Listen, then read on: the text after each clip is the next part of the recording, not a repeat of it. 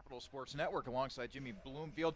I'm Charlie Danis. On this fine Saturday afternoon, Capital welcomes in the Polar Bears of Ohio Northern, who has been one of the top teams within the OAC. Jimmy, we'll go into the stats and take a closer look at the Polar Bears as we get closer and closer to game time here. But, just a quick look at the stats. The Polar Bears averaging 82.6 points per game. That's third best within the OAC.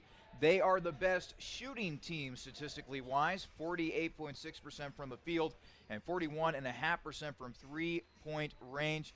Again, both those marks are best in the OAC. So to say that Capital has a big challenge in front of them is an understatement. Yeah, and you look at the first matchup between these two teams as well. It didn't go well for Capital, so they've got a lot to change from that first matchup here today. Obviously, both teams kind of different teams at this point in the season. But, yeah, there's a real tall task today in Ohio Northern. Really one of the surprises in the conference. We expected them to compete, but I don't think we expected them to be right there with Marietta right now at the top of the conference. Meanwhile, Capital coming off of a frustrating 77-67 loss at the hands of Muskingum. Leading the charge for the Muskies offensively in that game was Jarrell Marsh, who dropped 19. Muskingum also got a good performance from Marcus Dempsey, who dropped 18 on the Crusaders the other night. That happening on Wednesday night. Jimmy, taking a look at the box score here, some statistics. What stood out from that game? Well, I mean, the fact that Jarrell Marsh really got going, when they played here at the Cap Center, Jarrell Marsh had a really quiet end to that game. That was a big reason why Capital was able to come back, and Marsh was really able to have his way against Capital in the matchup on Wednesday. He did shoot 6 for 13 from the field, which is pretty efficient, but most of his misses were from outside, 1 for 6 from 3. He also got to the free throw line quite a bit, 6 of 7 from there. And Joshua Keys also had a great game down low for them with 14 points and 13 rebounds, the OAC's leading rebounder, putting up 13. And Jamison really wasn't able to get anything going, so that battle in the paint, I would think, went towards Muskingum. That was a big factor in the game as well. 44 bench points for Capital in this game against Muskingum, as opposed to only 12 for Muskingum. Jimmy, I'm looking at the box score for Capital from this game. They got good performances from Joey Weingartner, who had 14 points. Giahaya, he dropped 11 in the loss at Muskingum. But looking at the starting lineup, Austin Schreck had 8. Dan Abel only had 2. Tyrell Jackson struggled. He only had 8. Nate Boone had 3. And Tyler Jamison, he's been kind of stuck in a rut as of late.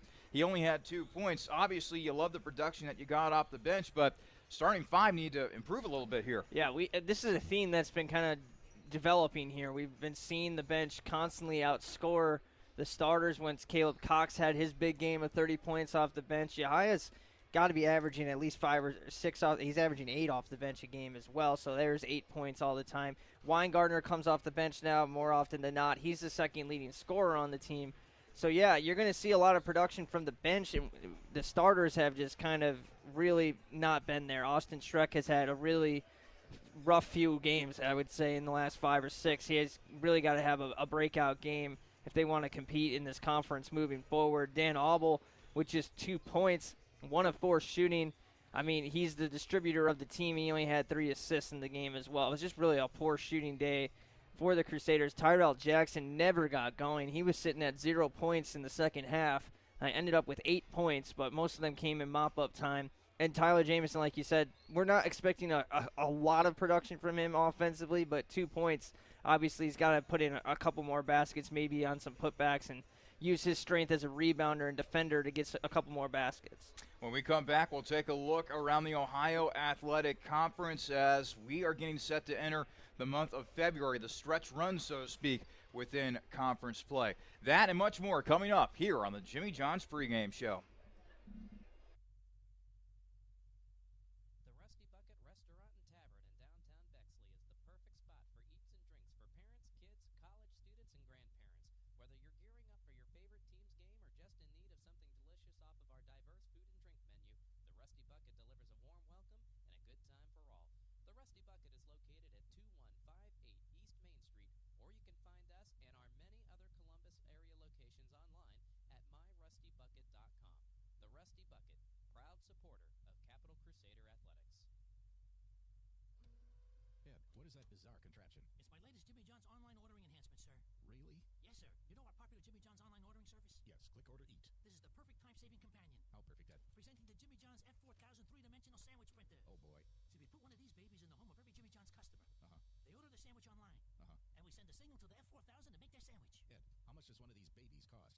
With the quantity discount, $50,000, sir. And how long does it take to print a sandwich? About 8 hours, sir. Do you see where I'm going with this? So back to the drawing board? No, stay away from the drawing board, Ed. When looking for great food at low price, be sure to visit Peking Dynasty on the corner of Livingston and Sheridan, right near the Capital University campus. Peking Dynasty has a large selection of Chinese food and sushi, along with great-tasting chicken and beef selections that can please any appetite. In addition, Capital University students receive discounts with a valid ID any day of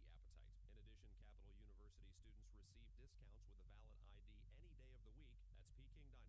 That's Peking Dynasty on the corner of Livingston and Sheridan, right near the Capital campus, where we are proud to say, Go Cap. Welcome back to the Jimmy John's pregame show. Let's now take a look around the Ohio Athletic Conference. This OSC update is brought to you by Jersey Mike Subs and Sandwiches. Here are the games men's-wise around the OAC this afternoon. Of course, our game is going to be tipping off at 2 o'clock between Capital and Ohio Northern. So will Heidelberg and Otterbein. The Berg playing host to the Cardinals this afternoon. And Muskingum, they are on the road. They are at John Carroll to take care of the Blue Streaks. And then two other games that will tip off at 3 o'clock later on today. Wilmington playing host to Mount Union. Baldwin Wallace making the trek down to Marietta to take on the Pioneers.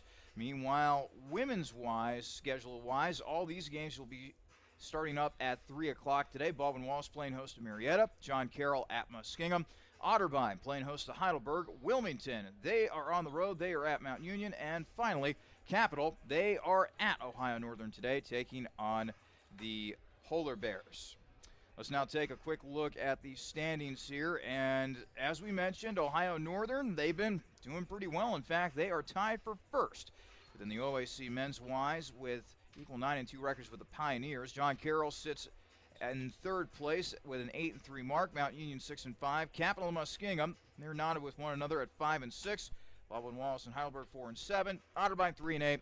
And Wilmington 2-9. So, Jimmy, there's clearly, according to the standings, a hierarchy, a top-end hierarchy, if you will, with Marietta, Ohio Northern, and John Carroll. And then there's a big old muddled mess in the middle. Yeah, and I would still throw Mount Union in there as the clear top four team, even though they're only a game up on Muskingum and Capital right now. Not sure how their schedule's set up. Maybe they played some of the tougher teams already a second time through or something. But I would definitely keep an eye on Mount Union in that 4 spot.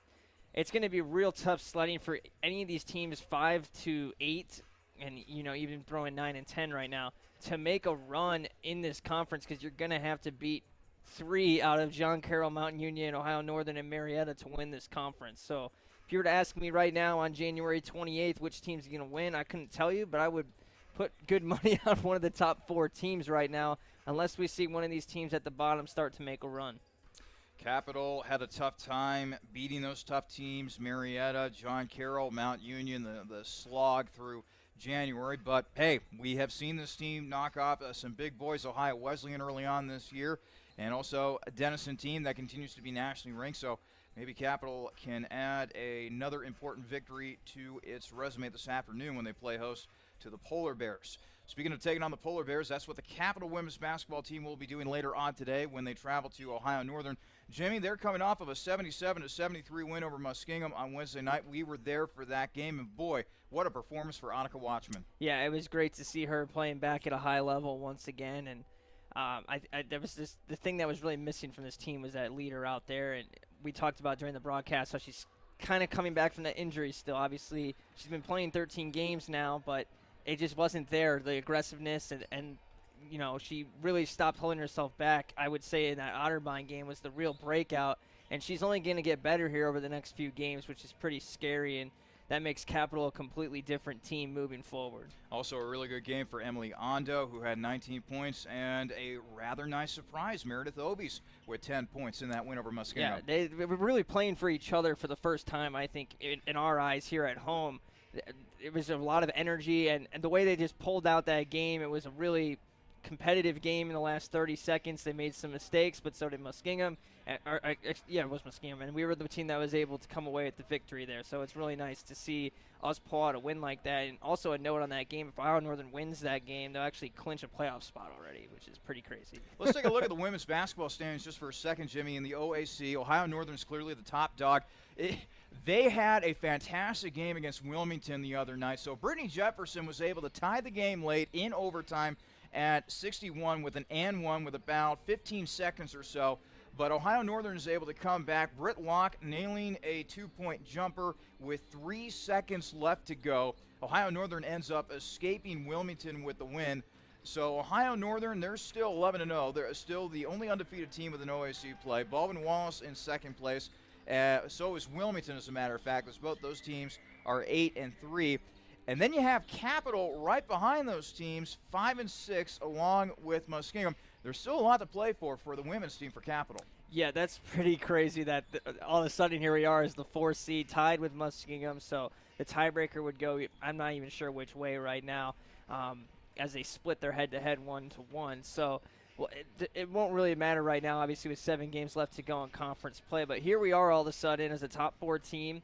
And the way that the tournament is set up in the women's side, I might have said before that it's 6 teams. It is actually 8 teams that make it, but it's very tiered. So the bottom 4 teams play, and the 3 and 4 seed get a bye to the next round, and the 1 and 2 seeds get a bye all the way until the semifinal round on Thursday. So you're talking about playing in one of those first games on that Monday as a 5 through 8 seed. You're going to have to play the very next day if you win on the road as well. So you could be traveling anywhere in the state, and then 2 days later you'd have to travel to one of the top 2 teams. So it is a really important cutoff between 4 and 5. On the men's side, the 4 would just play the 5 team, and it's a home or a road game. That's the only difference. But it's a very big difference on the women's side. The fact that Capital is in this conversation right now, where we were a few weeks ago, kind of crazy. I'm feeling a lot better about their team this year, though, after what we saw against Muskingum. Obviously not the greatest team in the conference, but a team that's 5-6, right there in the top half of the conference, and just the way that they played for each other in that game, it's very promising moving forward. Tonight, obviously, or this afternoon, playing an 18-0 Ohio Northern team, anything could really happen in that game. But if you lose that one, I still think the optimism is growing a little bit about Capital. We'll get to see him a little bit more here down the stretch. That has been the Capital Corner, brought to you by the Rusty Bucket. When we come back, we'll go ahead and set the table for the men's team here at Capital as they look for an important conference win against Ohio Northern. That and much more coming up on the Jimmy John's pregame show.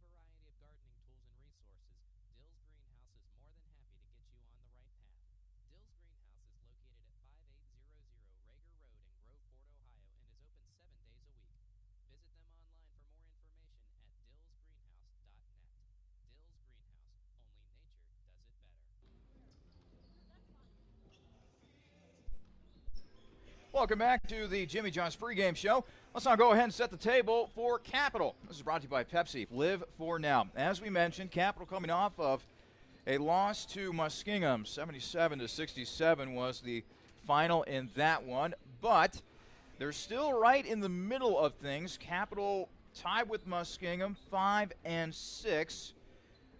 in conference play, so right there in the middle of the pack. So they're still looking to move up the standings a little bit, Jimmy, but as we mentioned in the opener, it's not the bench that's been the problem offensively for Capital. It's been the actual starters. Tyrell Jackson, he needs to get back out to the form that he was exhibiting early on in the season. Yeah, and Tyrell Jackson had a really good game against Ohio Northern last time these two teams played. He led the way with 17 points for Capital, so he has had some success against the Polar Bears. But recently, like you said, Charlie, was non-existent pretty much in that game for the first 25, 30 minutes, and Capital was out of the game at that point, down by 10 in the last 10 minutes, and they really never put a run together either. So, yeah, he's one of the guys that this team leans on, and he's at least like looking at him down there. He's got a perked up style like normal, so it doesn't look like his confidence is shaking at all. We'll see.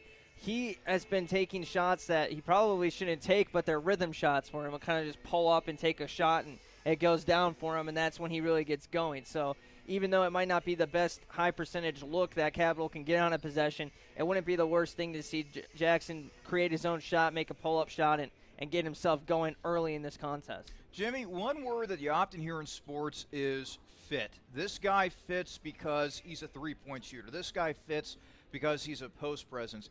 Austin Schreck is a unique player in that he plays guard, not an exceptional three-point shooter, but we know that he can slash to the basket. We've seen him in the starting lineup. We've seen him come off the bench this year, averaging 9.8 points per game.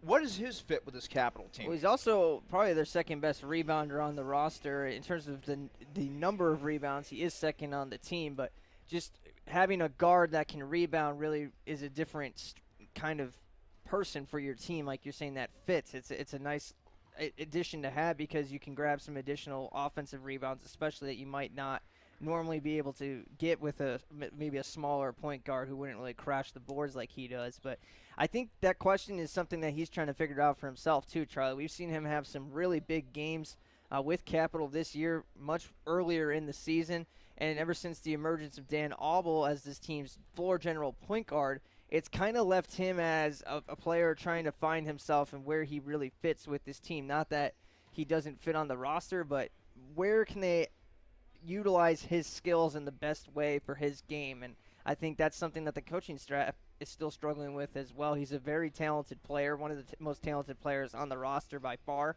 and they just need to find better ways to utilize him, I think. When we come back, we will set the table for Ohio Northern. We'll be back in 60 seconds here on the Jimmy John's pregame show.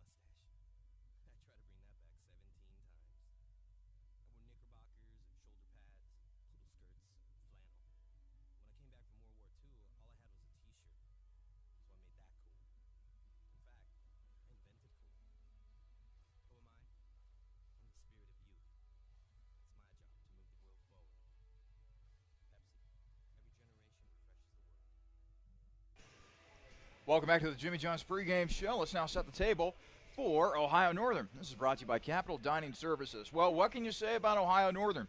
They've had a fantastic season, especially within conference play, 9-2. That's tied for Marietta for first within the OAC, and the reason that they've been able to have so much success in conference play is because of their offense. They average 82.6 points per game, third best in the OAC.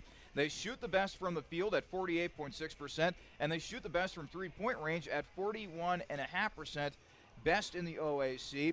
Jimmy, those offensive statistics are great, but if there is one Achilles heel, so to speak, for Ohio Northern, it's that they sometimes have trouble taking care of the basketball. They average 15.1 turnovers per game, second worst in the OAC.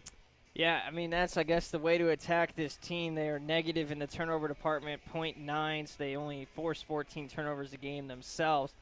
If you compare that to Capital, they turn it over just 12 times a game, but they only force 11 turnovers themselves, so also -2 in the turnover department.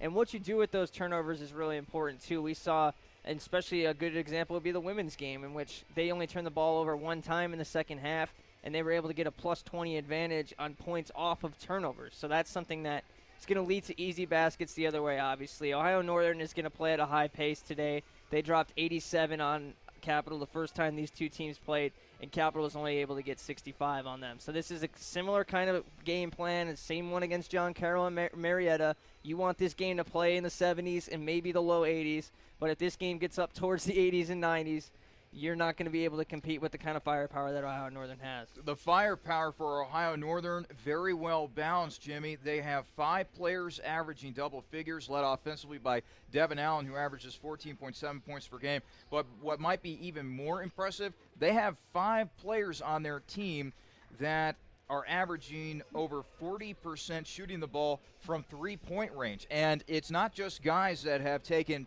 between 10 to 15 shots.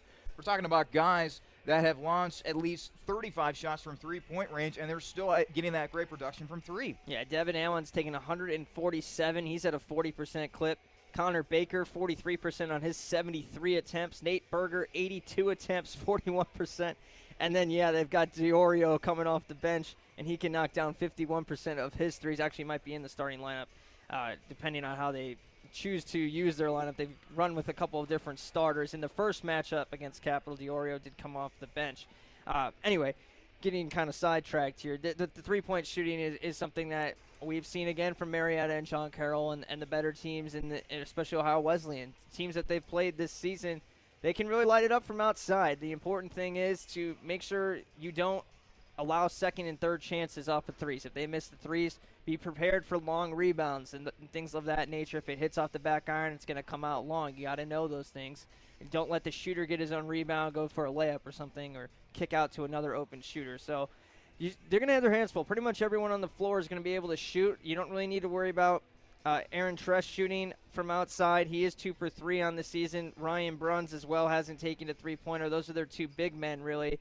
Don't have to worry too much about them stepping outside, but they certainly can if they need to. I think you got to live with them taking outside shots and kind of knock out the backcourt from taking as many threes as you can. And I don't know, Charlie. This is a game plan where you have probably spent the entire week working on it, even though you had the game on Wednesday. I think you still had one corner of your eye on Ohio Northern and what you can do to beat these guys. They're a very talented team, and it's going to be a tough challenge here today. When we come back, we'll have the keys to the game. What will it take for Capital to spring the upset over the Polar Bears, who have had a fantastic season to this point? We'll come on back and hear before we have the opening tip-off here at the Capitol Center between Ohio Northern and Capital. This is the Jimmy John's pregame show.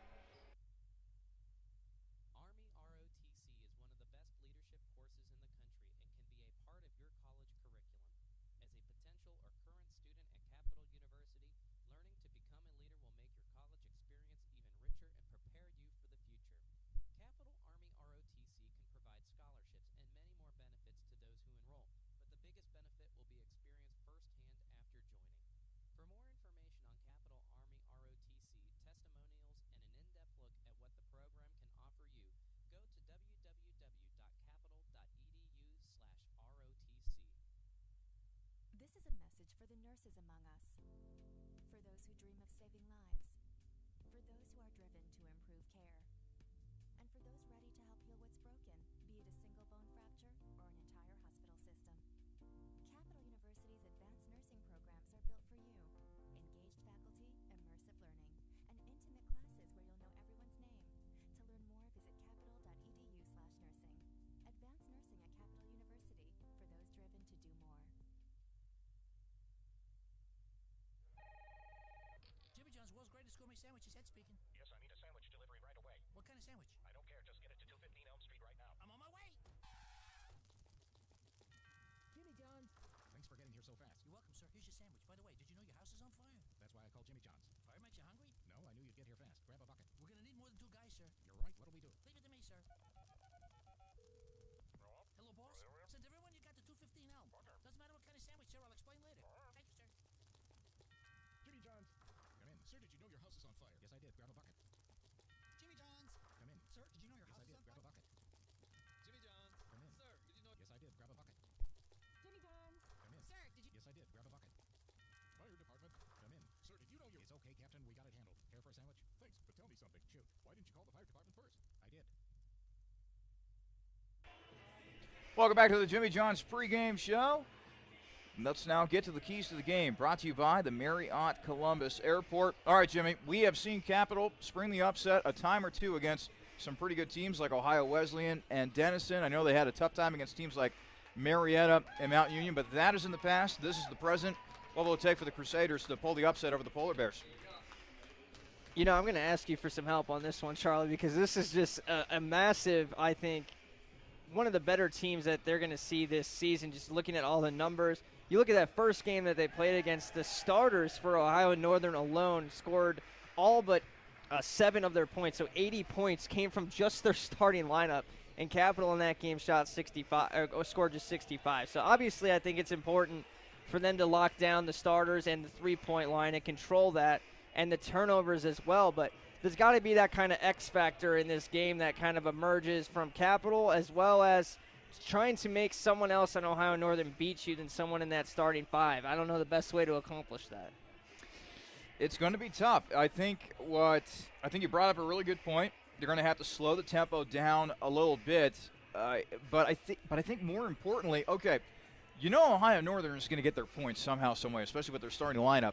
It goes back to what we said in the open, Jimmy. The starting 5 for Capital has really got to get it going, and if Capital has any chance of winning this game today, I think Tyrell Jackson, Joey Weingartner, they got to wake up from the doldrums a little bit here and have career games. Yeah, I think this is one of those games where Capital has shown the ability from the three-point line. I think this is one of those days where they're going to have to light it up, maybe hit 12 or 13 of them, and not take 35 shots to get there either. It's going to be a tall task today.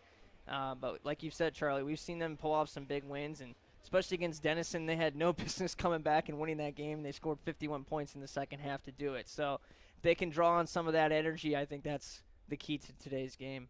Good crowd here today at the Capitol Center as we get set for another presentation of men's basketball here on the Capitol Sports Network. We will have the starting lineups and the opening tip-off for you in just a moment. But in the meantime, let's go ahead and send it down to the public address announcer, Neil Shapiro. Your Capital University Crusaders. Don't forget to get your game program. It's all available free of charge just inside the lobby here at the Cap Center. They'll have information on both teams, including rosters, schedules, and links to each team's statistics. Programs are free of charge just inside the lobby here at the Cap Center. And now, ladies and gentlemen, it is time to honor America. Would you please rise for the playing of our national anthem?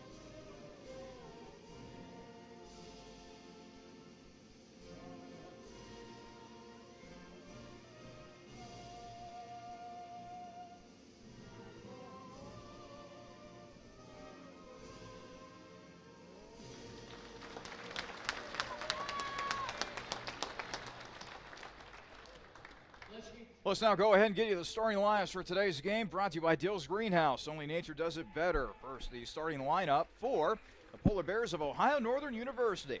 At guard will be the 6-foot senior from Van Wert, Ohio, number 1, Joey Hurlis. Also at guard will be the 6-foot senior from Lima, Ohio, number 12, Devin Allen.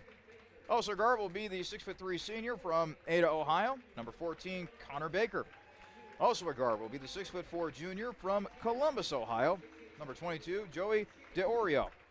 And finally, rounding out the starting five for the Polar Bears this afternoon will be the 6'8" sophomore center from Chickasaw, Ohio, number 24, Ryan Bruns. The head coach in his first season at the helm for the Polar Bears this year, Rich Bensman.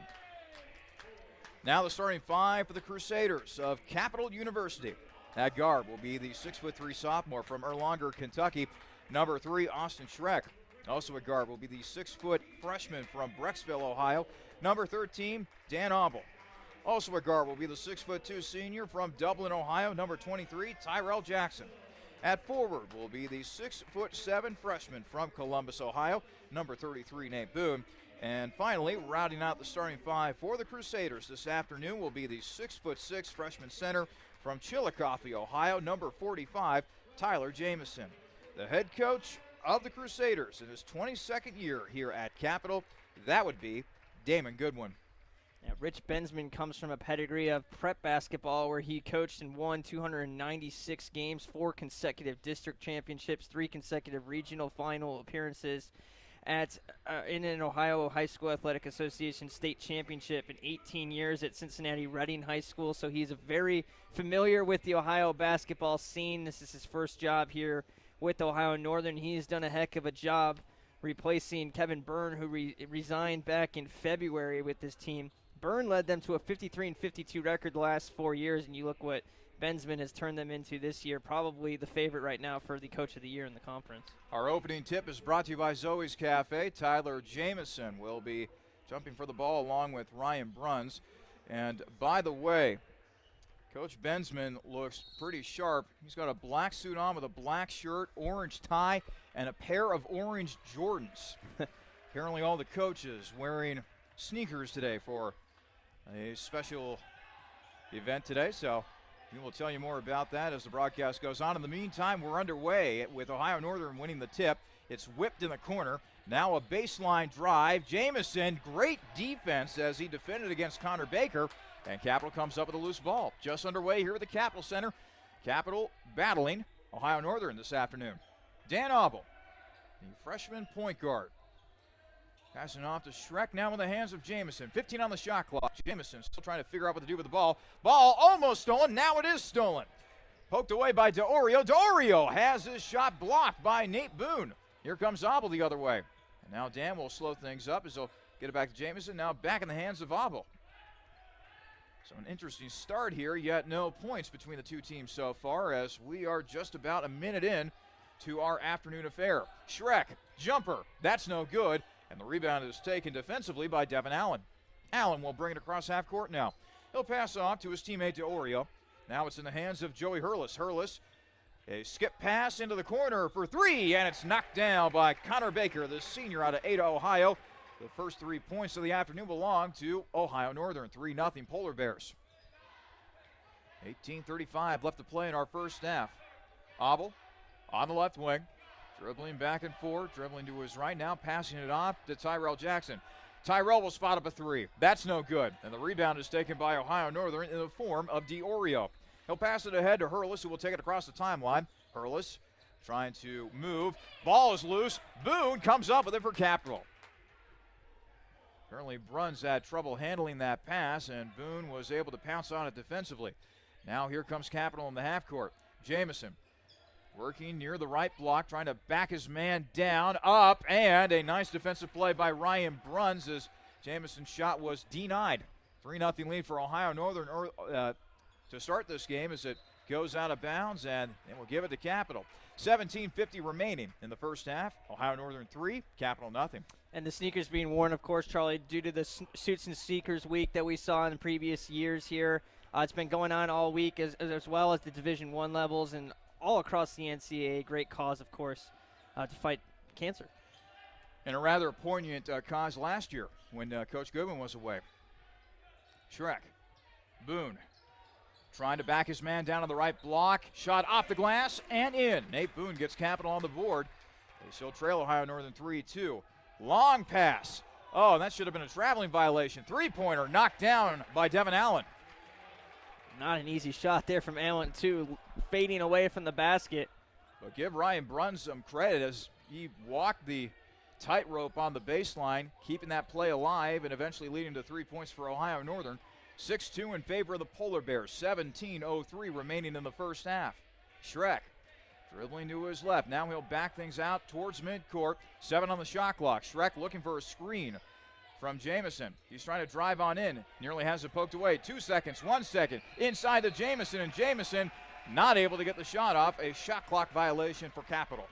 Someone's just got to take that shot there. Obviously, they didn't have one that they wanted, but with the shot clock running down, just got to throw something up, give yourself a chance. Joey Weingartner will check in for the first time today for Capital, who trails Ohio Northern 6-2. 16:43 left to play in the first half. Hurlis brings the ball up the floor for Ohio Northern, passing off to Allen. Allen trying to slash his way to the basket, but he'll slow his roll. Now they go inside, and a traveling violation called against Ryan Bruns. Another substitution now for Capital as Gavin Wildermuth will check in for Capital. Schreck, meanwhile, will take a seat for the Crusaders. Dan Abel, the freshman from Brecksville, Ohio, will now bring the ball across the timeline. He'll now settle on the right wing. He'll pass off to Weingartner, who will immediately spot up a three. That's no good, but the offensive rebound is corralled by Nate Boone. Over to Gavin Wildermuth, but the ball looks like it skipped on the end line, and that is a turnover for Capital. Ohio Northern gets the ball back.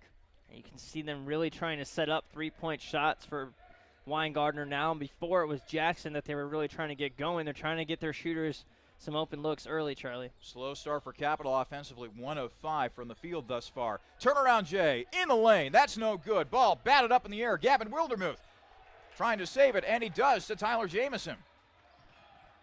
Over to Abel. Now passed on over to Wildermuth. Gavin hands off to Nate. Nate along the right wing. 15 on the shot clock. Now in the hands of Weingartner. Joey dribbling to his left, almost losing it. Gets it back. Weingartner gets it back from Jamison. Now Joey's trapped within the lane. 5 on the shot clock. Abel, he's going to dribble. Out to Weingartner for 3, and Joey knocks it down from the left wing. That is not a shot that Coach Goodwin wants to live and die with. And the ball pinballing all over the place, out of bounds. They're going to give it to Capital as they were trying a long outlet pass to Ryan Bruns, but Bruns wasn't able to handle it well for the Polar Bears. You can start to see why they have so many turnovers this season, making decisions like that one. But, yeah, Capital, they've got to get something going earlier in the shot clock. They were really bailed out by that 3 from Weingartner last possession. Boone trying to clear some space, almost has his pocket picked. Abel for 3, that's no good. Ball batted up in the air before it is brought down by Ryan Bruns of Ohio Northern. And now the Polar Bears are pushing it. Three-pointer, that's no good. Wildermuth with the rebound after the miss by Diorio. Now here comes Capital. Over to Joey. Weingartner will jack up a 3. That's no good. Rebound taken by Ohio Northern's Devin Allen. It looks like their offense right now is almost just a pickup game where they're just finding an open shot and pulling from three-point range. It's not going to be something that they can sustain for 35 minutes. They really need to find some offensive flow. And now a traveling violation will be called against Devin Allen as he was attempting to put a step on Dan Abel.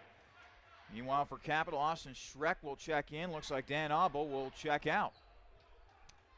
And by the way, one thing to keep an eye on in this game, Jimmy, unlike other OAC teams that we have seen so far this year, Ohio Northern rarely substitutes. Yeah, and we saw the 80 points from their starters in the first matchup. They had one player with more than 15 minutes off the bench. Schreck trying to drive. Long jumper now for Boone. That's no good. Rebound taken by Devin Allen. Hurlis over to Devin Allen. Allen will now pass it off to Connor Baker. Baker will pass it off to Hurlis now with 17 on the shot clock. Hurlis looking around, trying to figure out what to do with the basketball. He's on the right wing, trying to get it over to a teammate. Almost stolen as he was trying to get it over to Bruns. 7 on the shot clock. Now in the hands of Allen. Allen, pull up Jay. That's no good. And the rebound taken by Capital's Tyler Jamison. He'll now get it in the hands of Schreck. Schreck across the timeline. He's barking out signals as it looks like he is running the point for Capital at the moment. He'll get it over to Weingartner. Weingartner fighting through some screens from the right elbow. Jumper true for Joey Weingartner. Well, the defense is going to carry them tonight, or this afternoon, Charlie. They're up 7-6 right now. Ohio Northern hasn't scored in a good amount of time here. Last bucket came at 17-23. And a block by Jamison as he was able to deny Ryan Bruns. Here comes Capital the other way. Wildermuth, floater, that's no good, and Bruns gets the defensive rebound for the Polar Bears. Pushed ahead now to Connor Baker. Baker, spin move. Jay, off the glass and in. That's their first basket in over 4 minutes. Really good defense, too, by Wildermuth. Ohio Northern 8, Capital 7, 12:53 remaining in the first half as Schreck will bring it across the timeline. The Kentucky native will pass off to Wildermuth, the Jackson Center Ohio native. Wildermuth dribbling to his right. Over to Weingartner now. Joey, baseline, driving inside, and let's see here. A foul is going to be called on the inside against Ohio Northern, and that's our first foul of the game, as a matter of fact. Yeah, one of the first whistles, too. And let's see here. We got a couple substitutes coming in for Capital. Caleb Cox, G. Yahaya have checked in for Capital. And also coming in, Aaron Tress for the Polar Bears. Tyrell Jackson, meanwhile, top of the arc. Over to Weingartner. Weingartner on the right wing. Joey will pass off to G. G is at the top of the arc. Now over to Weingartner for three. Joey, no good. And the rebound is battled for, finally taken by Christian Williams, who was also checked into the ball game. And the floater in the lane is good. Ohio Northern adds to its lead thanks to a made bucket by Connor Baker. By the way, I want to make a correction. Nate Berger has actually checked in for Ohio Northern. 10-7 lead for the Polar Bears. 11:55 to play in the first half. Long J for Tyrell Jackson, and he gets it to go. And that's one of the shots we were talking about in the open, Charlie. Not a very high percentage shot, but for a rhythm shooter, get Jackson going however it takes him to get ready going, and sometimes it's a shot like that one. Polar Bears 10, Crusaders 9. 11:35 left to play in the first half. Three-pointer on the way for Hurlis. That's no good, and the rebound is taken by Weingartner. Joey looking to push it. And now he'll settle things on the left wing as all of his teammates get back in the half court. Tyrell Jackson near the right wing. Dublin, Ohio native, looking for some sort of a screen, but finally passes off to G. 13 on the shot clock. Now to Tyrell for three.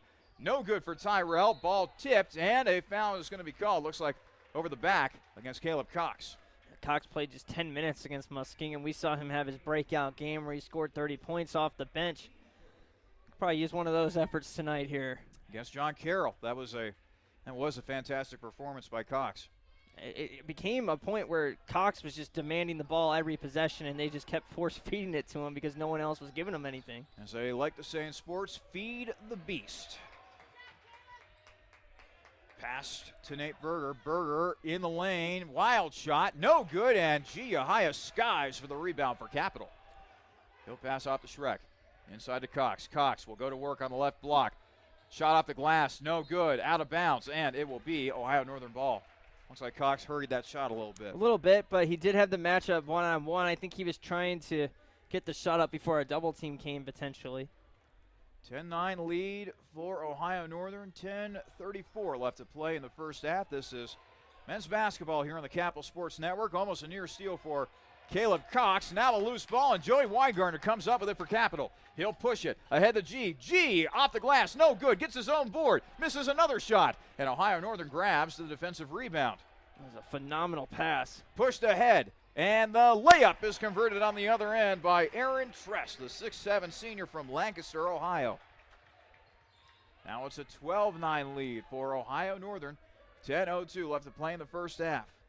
Schreck giving out signals in the half court. Weingartner now passing off to Tyrell Jackson. Over to Schreck on the left wing. Austin dribbling to his right. Still on the left wing. Over to Weingartner for three. That's no good. And the rebound is taken by Aaron Tress. Boy, the three-point shooting for Capital has been ice cold to begin this ball game. 1 of 8 from downtown. Still a 12-9 lead for the Polar Bears, but that will go off the hands of Aaron Tress. So Capital catches a break right there before they go into offense once again. They'll take a timeout, and so shall we. 9:34 remain in the first half. Ohio Northern 12, Capital 9, here on your home for Crusaders men's basketball, the Capital Sports Network.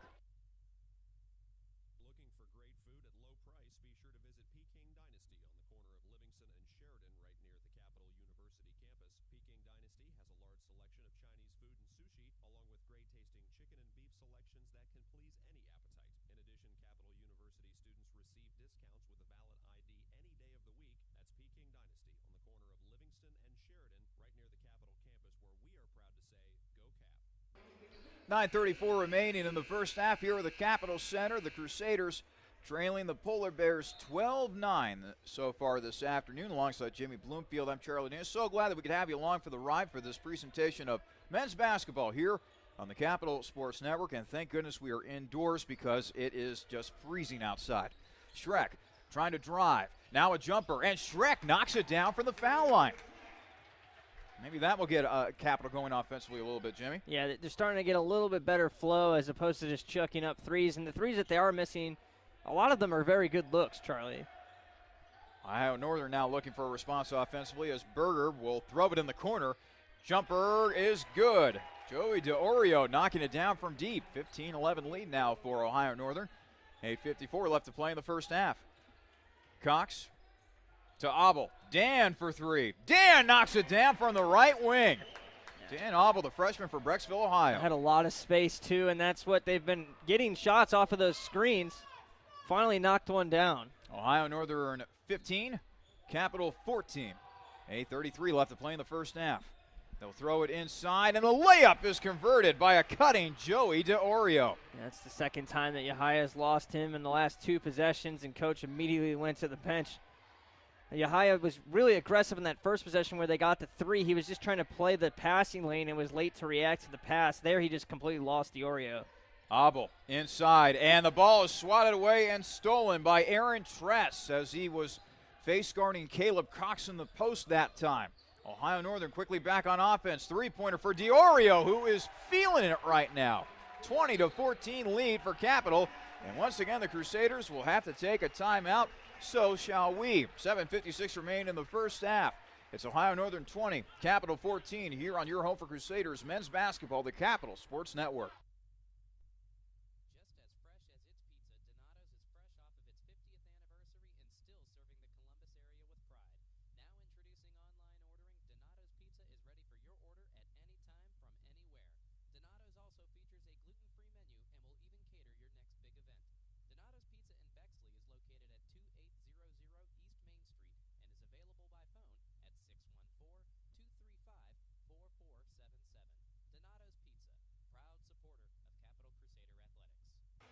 Well, things not looking good for the Crusaders right now as Ohio Northern starting to pull away here. 20-14 the lead for the Polar Bears with 7:52 remaining in the first half. And a much-needed timeout for Capital as well, Jimmy. Yeah, they need to tighten up defensively. Again, Yahaya lost DeOrio there in transition. He was picking up Abel's man and never found DeOrio. It leads to another easy three. Schreck trying to drive. Cut off, however. Pass off to Boone. Boone inside, and Abel gets free for two.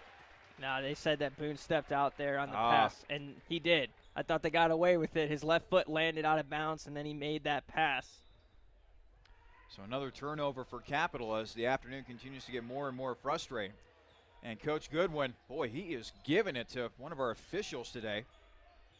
I mean, it was the right call.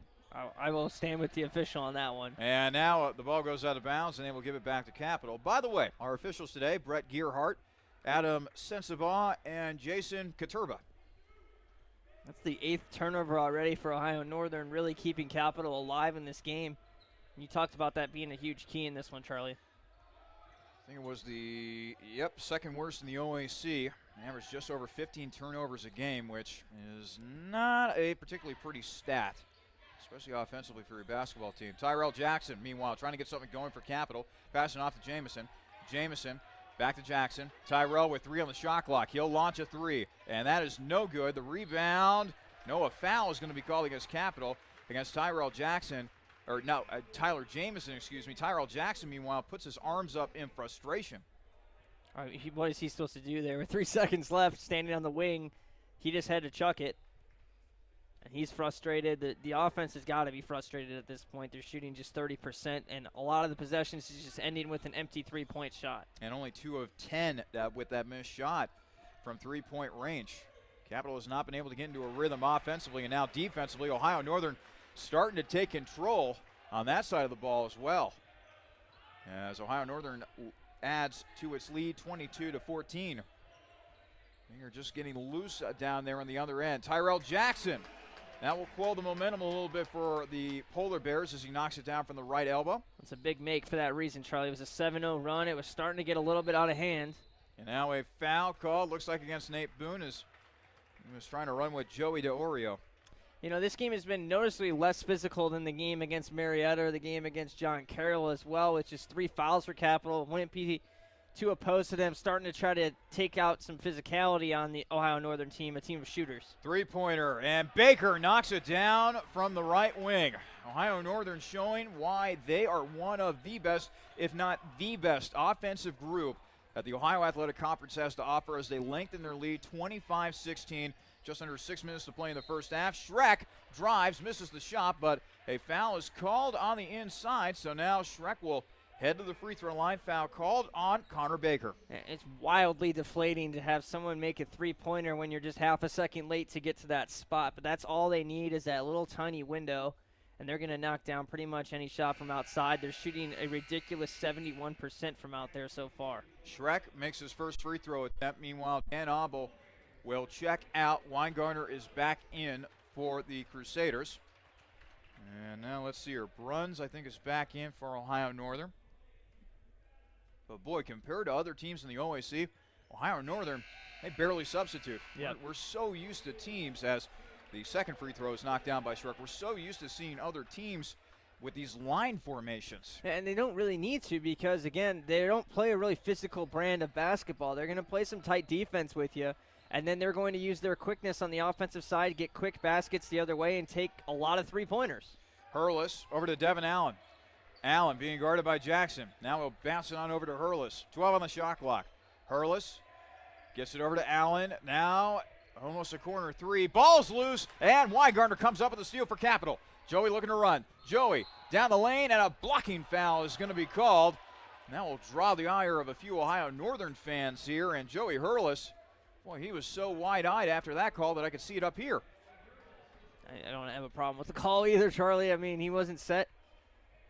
Weingartner was a little bit out of control, so that would be the only reason I could see them swapping the call to a charge, but I think it was pretty clear that he wasn't in position either on defense. Weingartner to Boone. Nate Boone with a three, and ooh, that's an air ball, but Schreck with a great brand of hustle right there as he raced to catch the ball, threw it off of Ohio Northern's Nate Berger and out of bounds. Therefore, Capital keeps the ball. I'm not certain that wasn't tipped, though. Either way, that's not a great look from Boone. Really forced that shot up.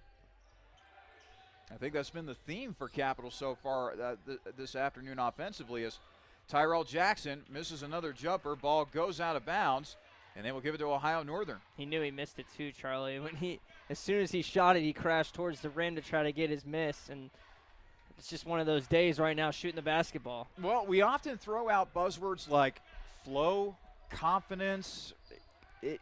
I'm just not seeing it from Capital offensively this afternoon.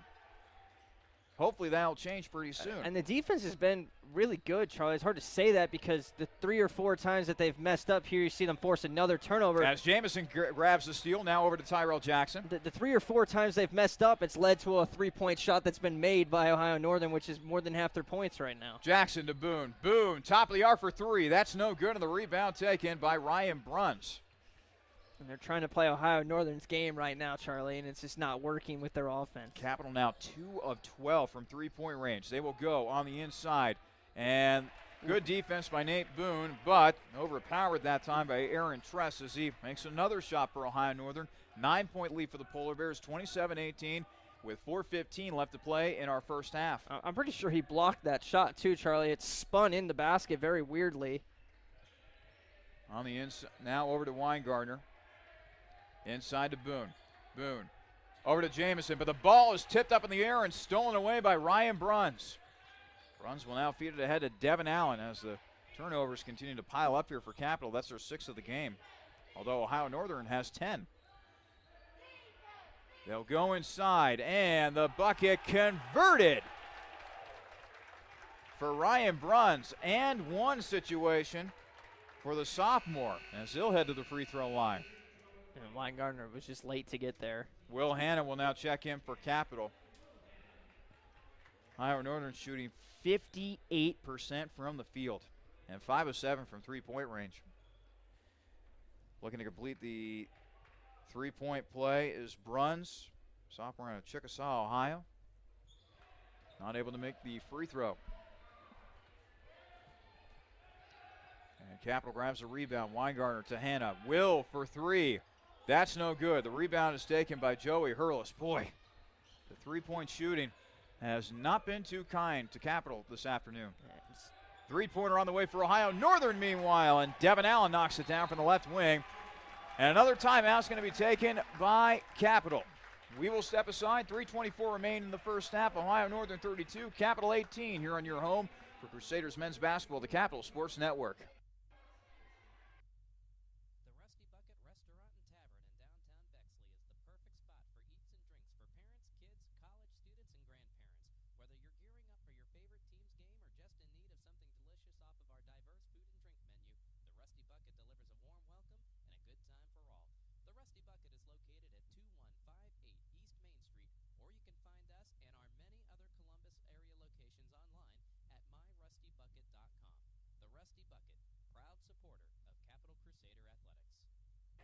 Welcome back to the Capital Center. 3:24 left to play in the first half. So far it's been all Ohio Northern 32-18. Before we get back to our game, I want to give you a couple of score updates around the OAC as it continues to be another busy Saturday within the OAC. Bunch of games already in action today. Otterbein trailing Heidelberg 25-20 with 5:17 left to play in the first half of that one, and then the only other game taking place around the OAC between Muskingum and John Carroll. Right now the Blue Streaks leading the Muskies in that one 24-17 with 7:51 left to play in the first half. Now back to our game. Caleb Mitchell has checked in for Capital. He'll hand off to Weingartner. Joey, long jumper. That is no good. Schreck with the offensive board, and he got fouled on his way back up with the ball by Ryan Brunn. So now Schreck will once again head to the free throw line. And Charlie, just tracking this last run, that three-pointer made by Dan Auble ages ago at 8:49. That's since that time, they've made just one shot. They've scored 4 now, 5 points, 3 of them from the free throw line from Schreck. The other one was a basket made by Jackson. That's it in the last 5 minutes and plus. And in that time, it's been a 17-6 run for Ohio Northern. Capital shooting 26% from the field and a miserable 2 of 13 from beyond the arc, only good for 15% from three-point range. 32-20, Ohio Northern with the lead. Now a three-pointer in the corner. Allen not able to knock it down. Now it's batted out of there. Jumper in the lane is good for Nate Berger.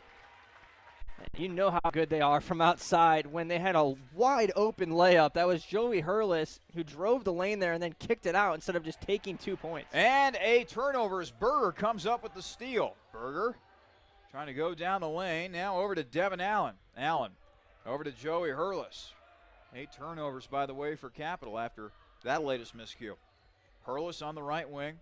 And now it's tipped up, and Jackson comes away with the steal. He'll feed it ahead to Weingartner. Weingartner loses the ball, and it is saved. No, it is not, as it will go out of bounds off the hands of Joey DeOrio. Boy, a lot of action right there. Yeah, it was a great pass. Weingartner couldn't come away with it. I'm not sure if Brunn's got in the way of the pass. It looked like it hit Weingartner in the hands. Good find from Jackson.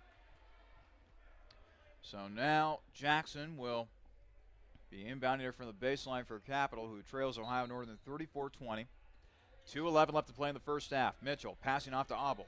Auble, top of the arc, inside to Hannah. Hannah inside to Mitchell. Mitchell gets it back, misses the shot, and the rebound is taken by Joey DeOrio. That's been another theme, Jimmy. A lot of one-and-done possessions for Capital. Well, that was a great pass, too, from Hannah. That's got to be fielded cleanly there. Three-pointer, and that is no good, but the putback is good for Ryan Bruns. That's a 6'8" beast for you on the boards right there. Got in great position. And when you're 6'8" and have great positioning like that, it's really hard to miss. Oh, to be tall. 36-20, Ohio Northern with the lead. 1:34 remaining in the first half. Inside to Schreck, back out to Hannah. Will dribbles on in, and he'll be called for a traveling violation. Lost the ball. Also took one too many steps right there, and yet another turnover for Capital. 36-20 lead still for Ohio Northern as we are approaching a minute remaining in the first half. First half to remember for Ohio Northern. Capital, not so much. Hurlis will go inside to Bruns. Bruns going against Mitchell on the left block. Jump hook, good. Nothing Mitchell can do about that. That was great defense. Did not allow Bruns to get too close to the basket, just turned around and made his shot. Under a minute to play in our first half. Schreck thought about a three. Instead, he'll back off. He's only 2 of 16 from three-point range so far this season, Austin Schreck is. Now over to Dan Abel on the right wing. Abel, jumper, that's no good, and the rebound taken by Bruns. And yet another one-and-done possession for Capital. That shot doesn't do anything for you either, Charlie. It's a step in front of the three-point line. If you're going to shoot from out there, at least get behind the arc. Joey Hurlis passing off, now inside, and DeOrio breaks free for 2 more. And the defensive breakdowns now, the confidence is shaken. And they need this halftime locker room break, but at this point, I don't know if they've already let this get out of hand from them. In the last, again, 9 minutes, or about 9 minutes, it's been a 23-6 run for Ohio Northern. Capital holding for the last possession of the game. 8 seconds to go in the first half. Schreck turning inside. Hanna misses the shot. Loose ball on the deck, and time will run out here in the first half. Well, Ohio Northern puts on an offensive exhibition, shooting 63% from the field and 6 of 10 from three-point range. At the half, it's the Polar Bears 40, the Crusaders 20. Coming up, we'll have the Rusty Bucket halftime show for you as we check scores around the OAC and take a look at a stat sheet that is probably going to be full of a lot of pro Polar Bear stuff. But stay tuned for that as we continue here on your home for Crusaders men's basketball, the Capital Sports Network.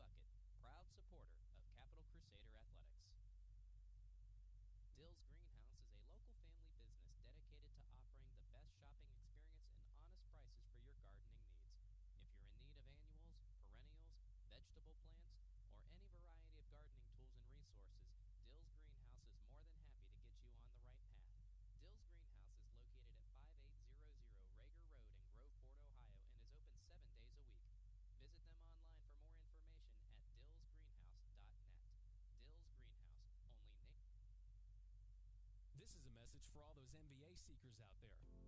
For the junior exec who'd rather be senior. For the VP yearning to be CEO. And for everyone who'd call their job not just a profession, but a passion. Capital University's MBA program was built exclusively for professionals, experienced faculty, flexible schedules, and classmates you'll soon consider colleagues. Learn more at capital.edu/MBA. The Capital University MBA, for those driven to do more.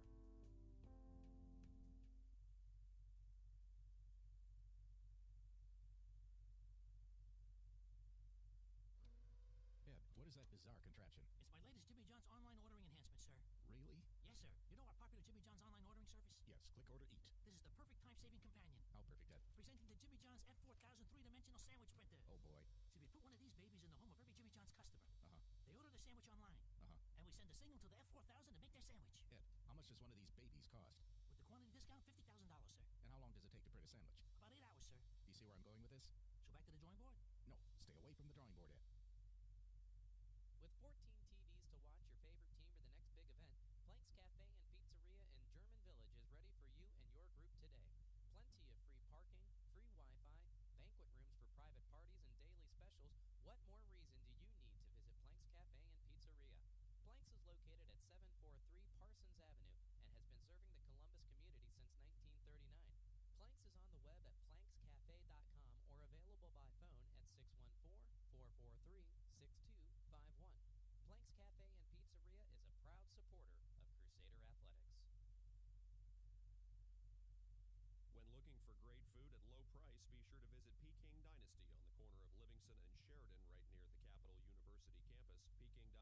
Peking Dynasty on the corner of Livingston and Sheridan, right near the Capital University campus. Peking Dynasty has a large selection of Chinese food and sushi, along with great-tasting chicken and beef selections that can please any appetite. In addition, Capital University students receive discounts with a valid ID any day of the week. That's Peking Dynasty on the corner of Livingston and Sheridan, right near the Capital campus, where we are proud to say, Go Cap!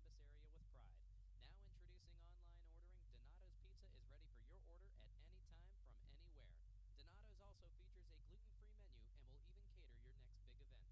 Donato's is fresh off of its 50th anniversary and still serving the Columbus area with pride. Now introducing online ordering, Donato's Pizza is ready for your order at any time from anywhere. Donato's also features a gluten-free menu and will even cater your next big event.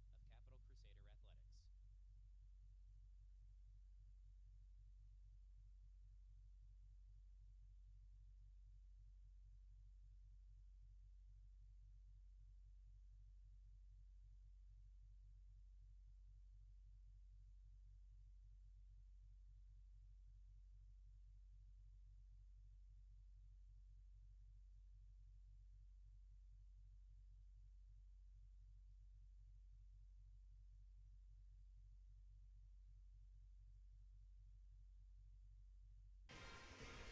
Hello, everyone. Welcome into the Rusty Bucket Halftime Show. At the half, Capital trailing Ohio Northern 40-20 here at the Capitol Center. Before we take a look at the halftime stats, let's take a look around the Ohio Athletic Conference. This OAC scoreboard update brought to you by Jersey Mike Subs and Sandwiches. Well, they're just about to go to the half at Heidelberg. Heidelberg playing host to the Cardinals of Otterbein this afternoon. And they have just gone to the half, as a matter of fact. Heidelberg 34, Otterbein 28 in that one. And now over to John Carroll, Blue Streaks. They are playing host to the Muskies of Muskingum, a team that Capital just recently played. And right now the Blue Streaks lead the Muskies 30-29 with 2:26 left to play in the first half. Coming up in about 20 minutes or so, Wilmington plays host to Mount Union. Baldwin Wallace, they're on the road at Marietta. And then a whole slew of women's basketball games will be played in about 20 minutes or so.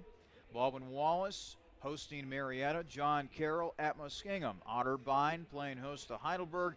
Wilmington at Mount Union. And finally, the women's team for Capital at Ohio Northern. Again, all those games are going to be tipping off at 3 o'clock. Let's now go ahead and take a look at the halftime stats. These are brought to you by Plank's Cafe and Pizzeria. First for Ohio Northern, who had a very impressive first half offensively. The Polar Bears shot 63% from the field, 17 of 27. They were also 6 of 10 from three-point range, 60% Leading scorer for the Polar Bears in that first half of play was Joey DeOrio. He had 12 points to go along with 3 rebounds. He shot 5 of 8 from the field and 2 of 4 from three-point range. 8 points for Ryan Bruns to go along with 8 rebounds, so he is quickly approaching a double-double in this game for the Polar Bears. Devin Allen had 6 points and 3 rebounds. 8 points for Connor Baker, 2 points for Nate Berger, and 4 points for Aaron Tress. Meanwhile, for Capital, the Crusaders' leading scorer was Austin Schreck. He had 6 points. He did most of his damage at the foul line, 4 of 4 from the cherry stripe and 1 of 2 from the field. 2 points for Nate Boone, 3 points for Dan Auble, 4 points for Tyrell Jackson, and 5 points for Joey Weingartner. And that has been it when it comes to scoring the basketball for Capital so far today. They're 7 of 30 from the field, only good for 23%. They are 2 of 13 from three-point range, 15.4%. The only saving grace from that first half for Capital, 4 of 4 from the foul line, a perfect 100% from the charity stripe. Ohio Northern has out-rebounded Capital 20-14. Turnovers, Ohio Northern has 11. Capital has 8. But, Jimmy, you just look back at that first half about how sharp Ohio Northern looked offensively. They had 13 assists on 17 made buckets that first half.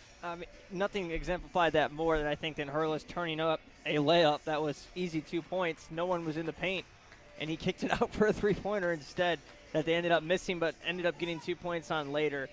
It's just kind of incredible the balance they have with the inside threat of Ryan Bruns, who has controlled the rebounding department. He has 8 rebounds, and no one on Capital has more than 2. That kind of is a telling statistic as well. They have just 2 offensive rebounds, so it's not like they're piling those up. It's just the defensive rebound from Bruns. They are controlling the defensive glass so that Capital is not able to get second opportunities off their misses. And then Ohio Northern, you don't really need a lot of offensive rebounds when you don't miss. And they haven't done a lot of that tonight. They've missed just 10 shots.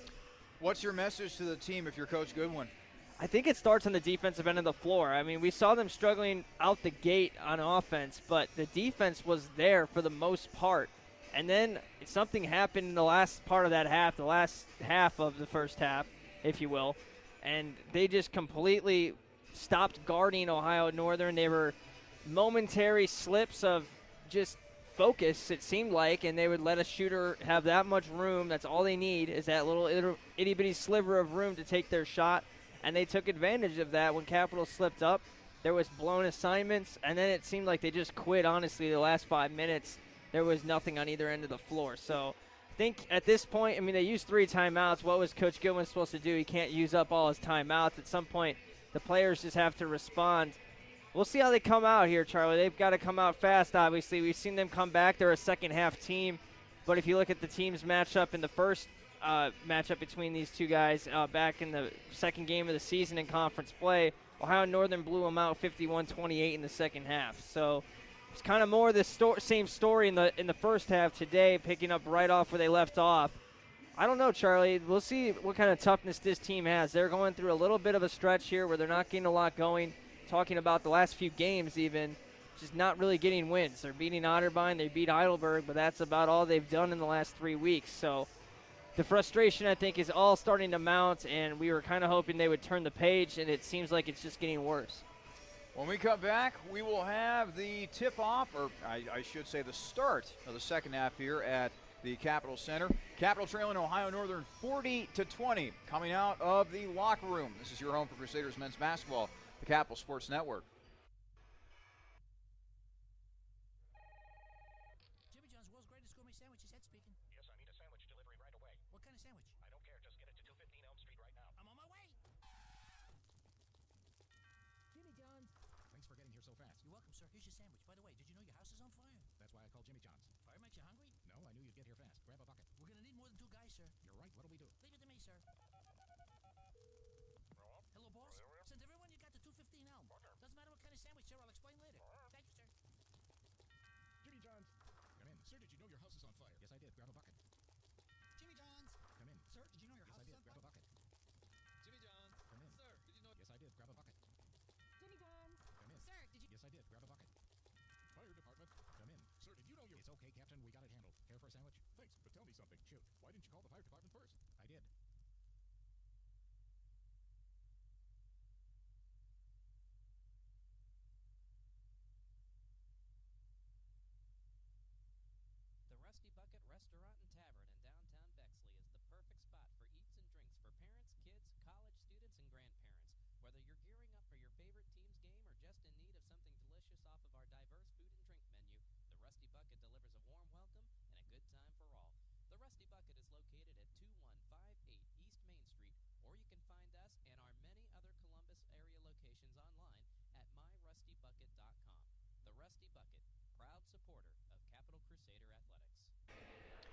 We're now ready to begin second half action at the Capital Center. And Capital, well, they have a lot of work in front of them as they trail Ohio Northern 40-20 coming out of the half. Alongside Jimmy Bloomfield, I'm Charlie Danis. We're so glad that we could have you along for the ride for today's presentation of men's basketball here on the Capital Sports Network. Yes, pretty soon we will be approaching the month of February. Shrek is able to get Capital off to a good start with a driving layup. 40-22 lead now for Ohio Northern. Polar Bears shot 63% from the field in the first half. Capital looking to cool them off a little bit here. A dribble inside by Hurlis, trying to dribble out of trouble now. He'll drop it off to his big man Bruns. Bruns jump hook, no good. Rebound taken by Tyler Jamison. Dan Auble will now feed it ahead to Shrek. Inside, Boone has a shot blocked by Bruns, but Boone gets his shot back and converts with the left hand. So the first 4 points of the second half belong to Capital, but still a big mountain to climb as they still trail Ohio Northern 40-24. They've got a big crowd behind them today too, Charlie. This is where the home court advantage really starts to have its effect. It's a very packed house today, so hopefully they can get a run going, get the crowd back into this game. Hurlis over to Baker. Baker top of the arc, he'll launch a three. That is no good, and the rebound is taken by Nate Boone. It's fed ahead now to Jackson, but Tyrell lost it off of his hands. Turnover for Capital as they give it right back to the Polar Bears. Do you think he was trying to go too fancy there with the one hand? Yeah. I think he could have.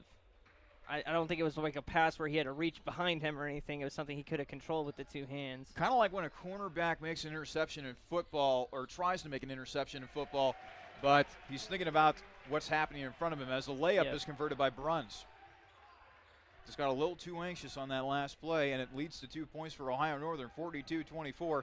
Polar Bears with the lead, 18-12 remaining in our second half.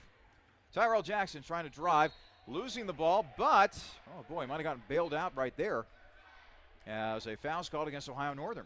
I'm not sure if you mentioned this at half too, Charlie, but the starters for Ohio Northern, how we talked about they were going to score all the points today, just 6 bench points from Ohio Northern in that first half. Again, we see a lot of the damage done from the starters. Tyrell Jackson, one of the starters for Capital, meanwhile, at the free throw line. It is up and no good. Rattles in and out for Tyrell Jackson, who's normally a reliable free throw shooter for Capital.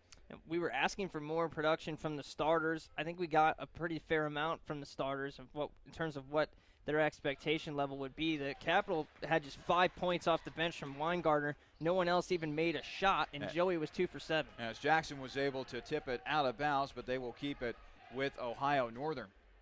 Think about that. No one off the bench from Capital able to get any kind of production. We saw Weingartner make back-to-back shots, and then he was 0 for 5 after that point. Ball tipped out of bounds once again as they were trying an entry pass to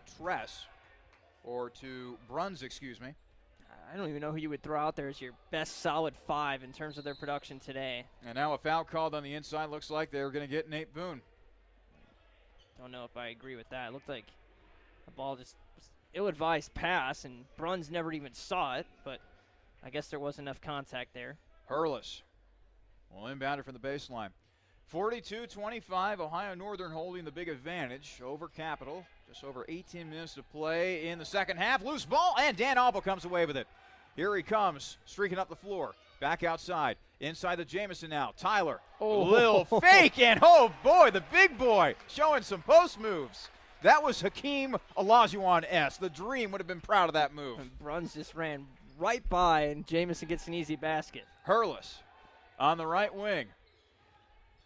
Now it's over to Baker. Baker trying to drive the lane, but he's cut off. Now he'll pass it back out to Devin Allen, who's guarded by Tyrell Jackson. 8 on the shot clock.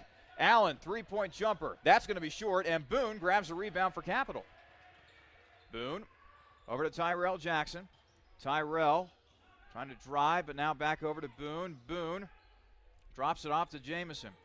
Jamison trying to back his man down on the left block. Jamison, spin move, and it goes in. How about that? Back-to-back possessions. Jamison putting a clinic on. He used every post move he knew, I think, on that little Showing spurt. off the footwork. Young man, I like it. Almost a near steal for Shrek. They go inside, and a foul's going to be called against Capital as they were trying to get the ball inside to Ryan Bruns. Grabbing Bruns as he fronted him there. Jackson came away with the basketball, but maybe a little bit of holding. Joey Hurlis will get it in. Three-pointer now on the way for Devin Allen. That's no good, and the ball will go out of bounds, and they will give it to Capital. And those are the shots that they didn't miss in the first half, the ones where Capital allows a shooter free. And if they start missing a few more of those, obviously you don't want to rely on that, but making 60% of their shots, you would hope that would come back down to earth a little bit from outside. Schreck on the right wing. Gets it inside. Tyrell almost has his pocket picked, but ball will go out of bounds. It will stay with Capital. Shot clock at 17 seconds.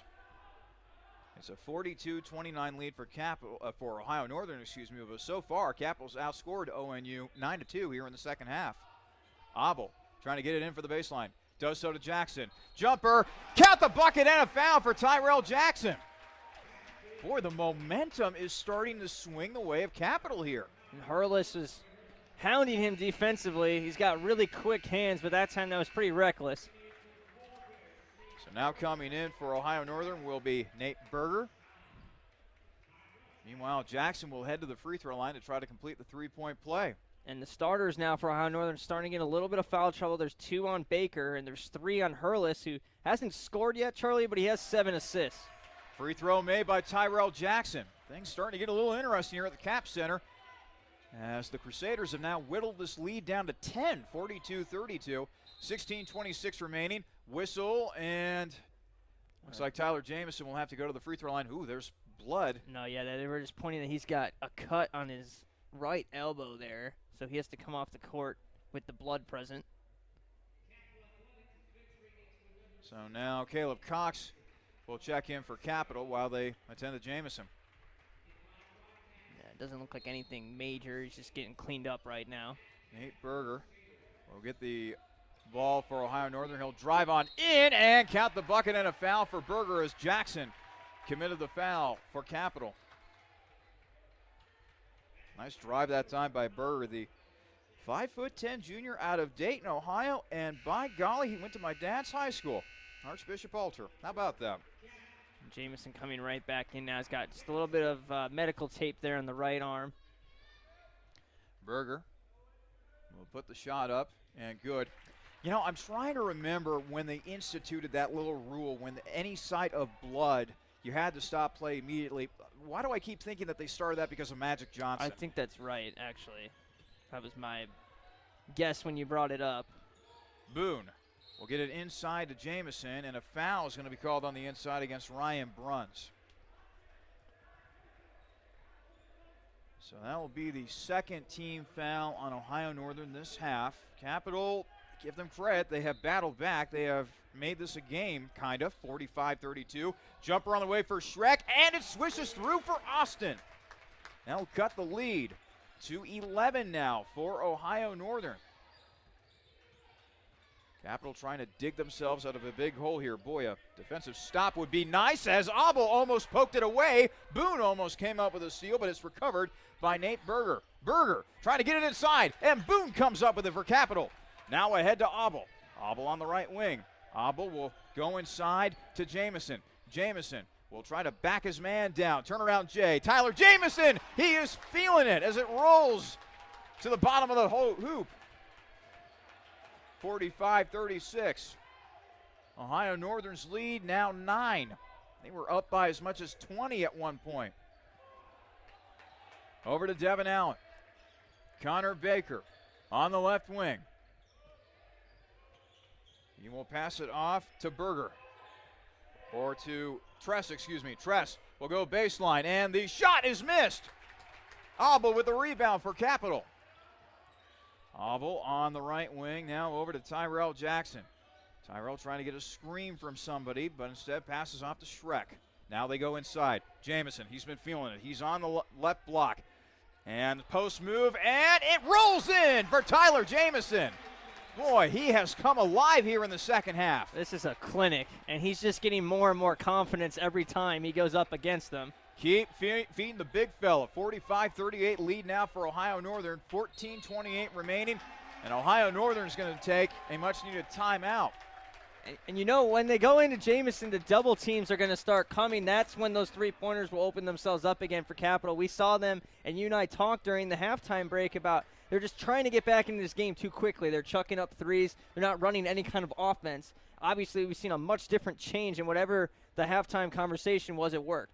Chip away, chip away. That is what Capital has been doing here. 14:28 remaining here in the second half, keeping things right here at the Cap Center. And that bleeding rule, I did look it up, Charlie. It was instituted in the early 90s in the NBA. Other sports have picked it up. Even rugby has their own kind of rule for it. So it's kind of a cool side note. But, yes, you were correct on that.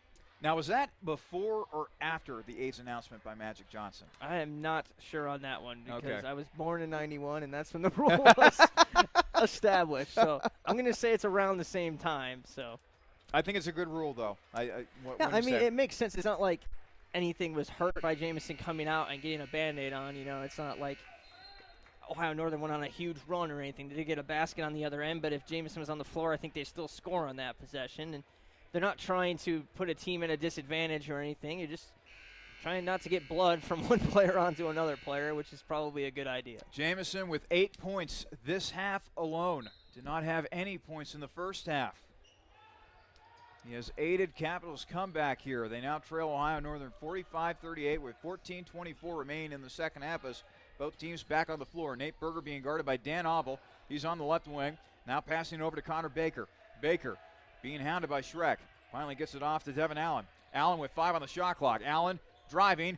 Wild shot. That's no good. And Schreck digs out the rebound. Now there is a loose ball, and everybody's grabbing for it. Jump ball will finally be called. They're going to give it to Ohio Northern. But nice hustle that time by Tyler Jamison as the big fella went down to get down and dirty. Schreck almost had that there, but ran into about 3 players as he was trying to grab the ball himself. You know, Capital scored 18 points in this half already, Charlie. They scored 20 in the first half. Connor Baker will inbound it from the far side for Ohio Northern, and he will get it in successfully to Nate Berger. Berger, top of the arc, being guarded by Auble. Berger, with his right hand, passes it off to Devin Allen. Allen will now go inside to the big fella, Bruns. Bruns trying to back Jamison down, and Bruns, his shot rattles in and out. Auble with the rebound. This is fun. Just the two big men going at it on both sides of the court right now. Good old-fashioned post basketball. Schreck, top of the arc now. Capital looking to inch a little closer here to Ohio Northern. Schreck over to Auble, and boy, Auble was tripping. Caught that out of midair that time. Dan for 3. Dan not able to knock it down, and the rebound taken by Ohio Northern's Aaron Tress. Yeah, they were trying to get Jamison in the post, but there was just nothing there. Loose ball, kick ball, and it will stay with Ohio Northern as it looked like it went off the foot of Nate Boone. 13-16 remaining in the second half. Capital still trailing Ohio Northern, but they have cut this into this lead big time. Ohio Northern 45, Capital 38. Berger, top of the arc. Now over to Baker. Baker, left wing. Baker, now over to Bruns. Bruns will now pass off to Berger. 10 on the shot clock. Long J. Allen is off, and Boone with the rebound. But now a foul is called against Nate Boone. Must have been early in the shot because he didn't make any contact with anybody as he grabbed the ball, so it must have been before the shot went up there. So not only does Ohio Northern keep the ball, but they have a fresh shot clock as Berger will inbound it from the baseline. He'll get it into Baker. Baker from the corner passes out of it to Berger. Berger, top of the arc. Receives it, now gives back to Allen. Now they will go inside to Tress. Tress, twisting, turning, 13 on the shot clock. Now back out, Allen for 3, and he knocks it down from the top of the arc. Back up to 10 for Ohio Northern. And you hope that's not the shot that turns everything around for Ohio Northern. 12.5 to play in the second half. Ohio Northern 48, Capital 38. Dan Auble over to Schreck. Capital's outscored Ohio Northern 18-8 in the second half. Can they keep this run going? Auble over to Boone. Boone, and the reverse layup is good for Nate Boone. Cuts the lead down to 8, 48-40. And by the way, Capital has 3 timeouts to work with as well. Baker on the left wing. Now it's over to Berger, and a foul called on the inside. Won't be a shooting foul, and it'll only be the 5th foul on Capital. Giahaya will now check in for Nate Boone. Haya really struggled on the defensive end of the floor last time he was in the game, so make sure that's a focus for him right now. Tress back out. Now they go back into Bruns. Bruns being double teamed. Jamison defending. Jamison! Oh!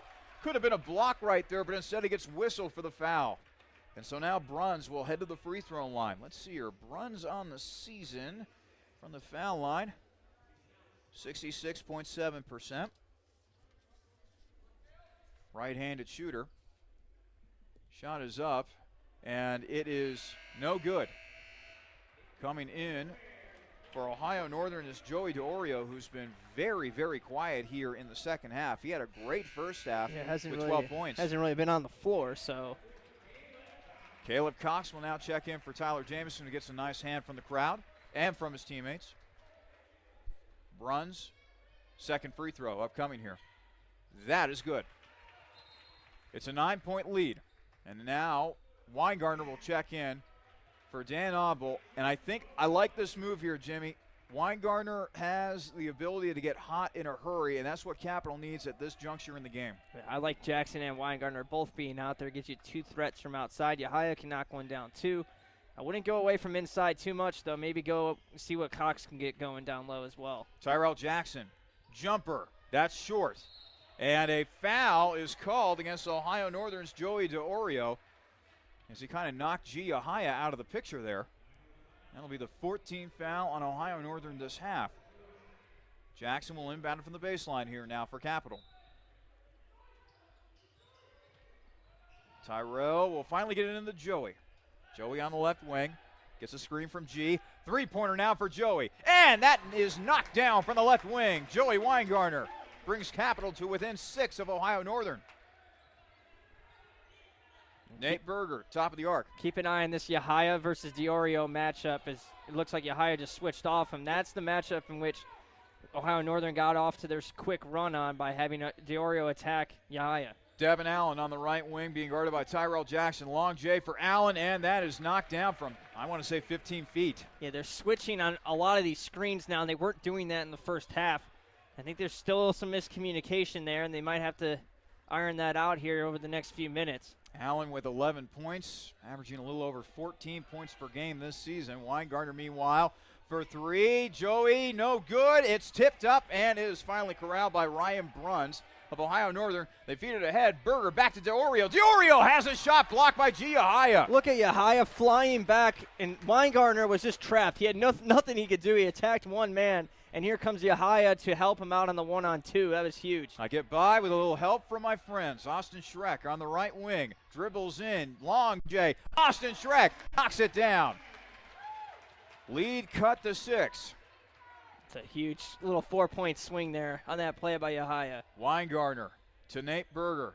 Berger passing off briefly to Baker, but now it's back in the hands of Berger. G with an almost a steal, and boy, he'll be whistled for a foul, but a very late foul. I don't know. It looked to me like he was going for the ball, but what do I know? I'm just an announcer. And the body got him too much there. His legs. So now DeOrio, the junior from Columbus.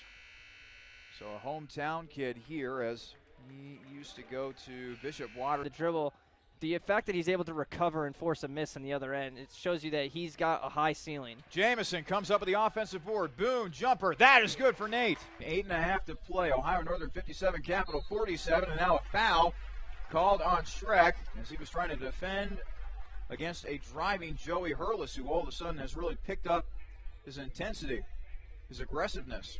So now Hurlis, the senior from Van Wert, Ohio, will head to the foul line. Shot is no good for Hurlis. And now Tyrell Jackson will check in as Schreck will take a seat for Capital. One more free throw for Joey Hurlis coming up. Capital has outscored Ohio Northern 27-17 here in the second half, but they still trail by 10. Weingartner off another miss from the foul line. Now he's over to Boone. They go inside. Jamison trying to get it in, but it'll go out of bounds and off the hands of Ryan Bruns, denying the entry pass that time. Abel will inbound it from the baseline now. Abel looking for someone to get it into, and he will be called for 5 seconds.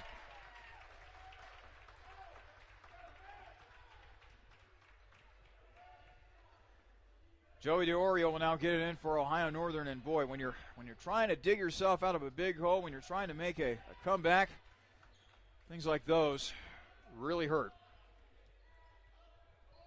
Hurlis Using clock, it looks like. on the left wing. Now they go inside to the big fella, and it is blocked once again by Jamison. He's done a nice job defensively on Ryan Bruns. Bruns over to Weingartner. Now they go back inside of Jamison. Jamison trying to back his man down. Turnaround J is good for Jamison. 10 points now for Tyler. Where would they be without him this half? Oh, boy, that's a very good question. 57-49 lead for Ohio Northern. 7:39 remaining in the second half. They go inside to Bruns. Bruns, and the layup is good. Count the bucket and a foul, as Jamison will be called for the foul. Now 9 points for Ryan Bruns, and he's also got 9 rebounds. So he is definitely getting close to a double-double here today. Free throw now upcoming for the right-handed shooting Bruns. Bruns is up and good. Austin Schreck will now get it in to Tyrell Jackson. 60-49 lead for Ohio Northern. The lead is 11 for the Polar Bears. Does Capital have one more burst left in them here to at least make this game a little interesting? Boone to Schreck. Now over to Abel on the left wing. 10 on the shot clock. Now in the hands of Jackson. Tyrell, jumper, and offensive foul is going to be called. Looks like they're going to get him for an arm bar. And they're looking like that stagnant offense again that we saw at the start of the game. They lost that flow that they had going for them. So Ohio Northern will now get the ball back. Polar Bears shooting 53% from the field. Capital shooting 40% from the field. 7 of 14 from three-point range for Ohio Northern. Only 3 of 16 for Capital today. Loose ball. Tyrell Jackson comes up with it. Feeds it ahead. Schreck lays it up and in on the other end. Those are the kinds of plays that you're going to need to make here over the next few minutes. Easy baskets, quick points. 9-point lead for Ohio Northern. 60-51. 6:45 remaining in regulation. Devin Allen, right wing, almost losing the ball against Tyrell Jackson, but somehow gets possession back. DeOrio, now Berger for 3, and Berger knocks it down from the left wing. Good find from DeOrio. This is DeOrio's 7th start, by the way, Charlie, and Ohio Northern is 6-0 with him in the starting lineup. It's a change that they made. He didn't even really get a lot of minutes off the bench at the start of the season. He's really played himself into this role. And you see him finding Berger there. And Boone is able to get it off the glass and in, and got fouled in the process. So an and one opportunity here for Nate Boone. That cuts the Ohio Northern lead to 10. So Capital, at the very least, is still hanging around a little bit. Hey, you asked for some production from the starters. You're getting it. 3 of them in double figures right now with Boone joining them. Boone's free throw is good. And now give him 11 points on the day to go along with 6 rebounds. A fine game for Nate Boone, who oftentimes this season has found himself in foul trouble. I'm just happy that he's been able to play extended minutes here today. Yeah, he does have 3 right now, Charlie, and Jamison also has 4. And that's why you see now Boone guarding Bruns. And now Boone, nice defense. Bruns missing the shot. Jamison with the rebound. Abel on the right wing. Tell you what, Jamison has been competing all day long in the post. Great to see that from just a freshman. Boone goes in and misses the shot. He was looking for some contact there, but did not get a whistle. Here comes Ohio Northern at the other end now, as Hurlis will hold things up a little bit here on the left wing. And now Ohio Northern just looking to run some clock here. Now they still only have a little under 5.5 to play here. I don't get this strategy. Bruns outside. Allen knocks down the 3. And again, there's just a split second of lack of focus there. allows Allen to catch the pass, have a look at the basket, and he knocks it down. Allen with 14 points. Timeout taken by Capital. 5:06 remaining in the second half as we step aside with Ohio Northern leading Capital 66-54. This is Crusaders men's basketball.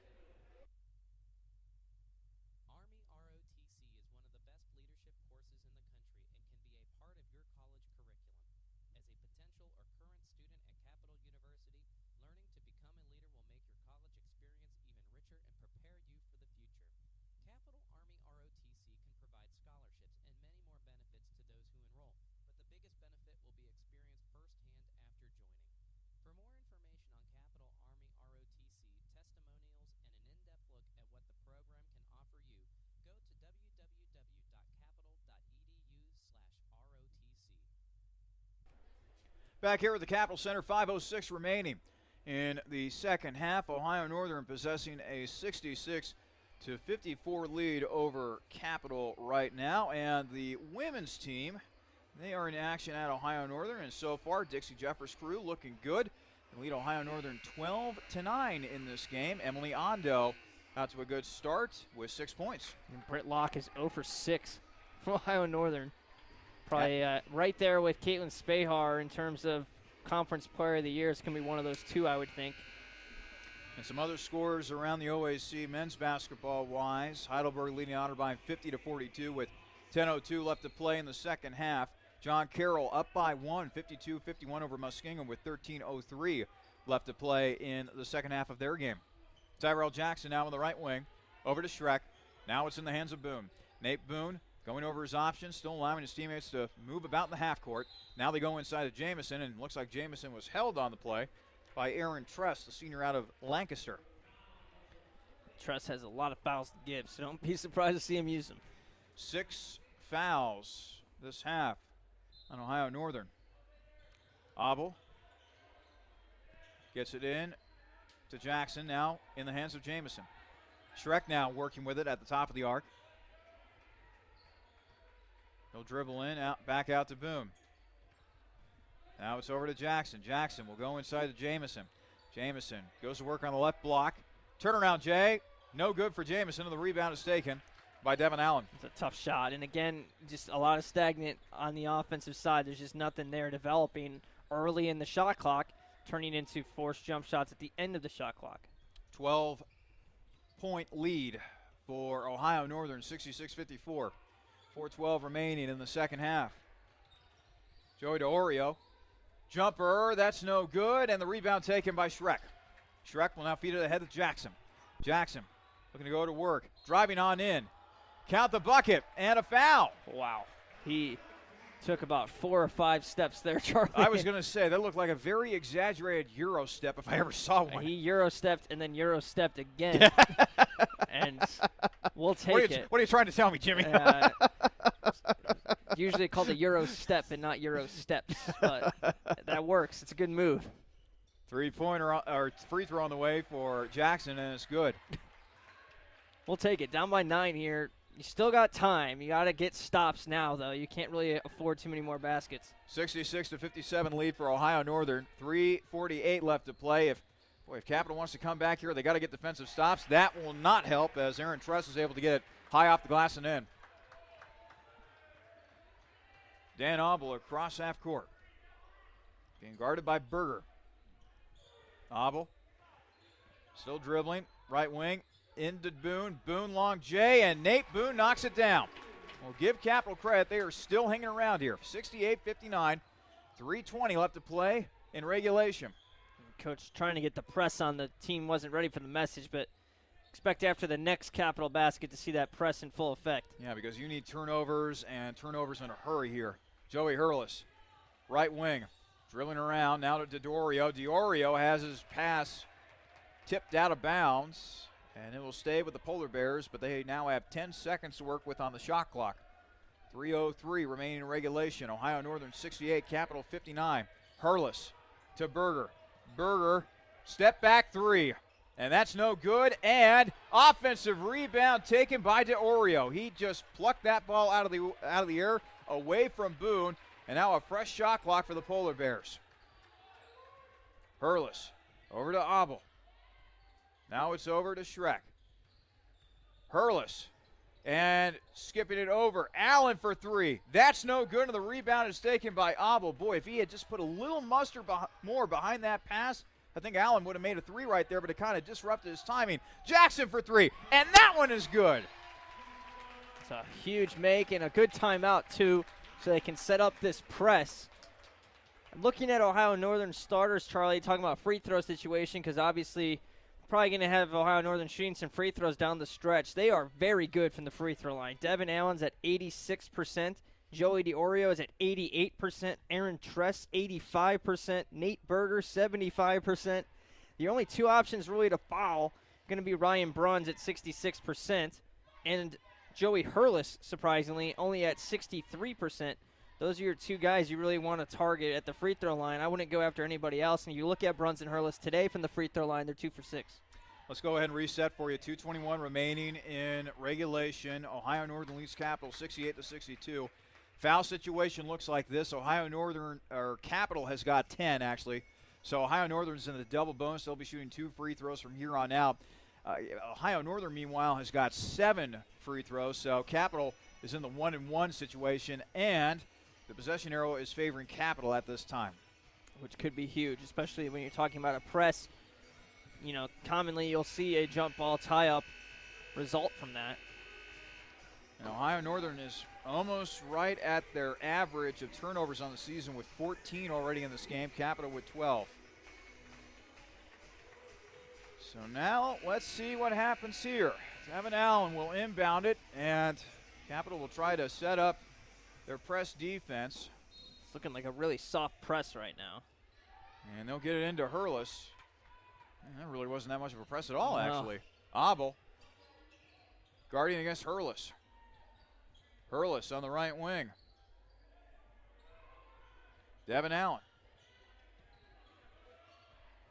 Might have gotten away with a push-off right there against Tyrell Jackson. He's still dribbling around. Allen goes inside. Jumper, and count the bucket, and a foul for Ryan Bruns, as the foul will be called against Nate Boone.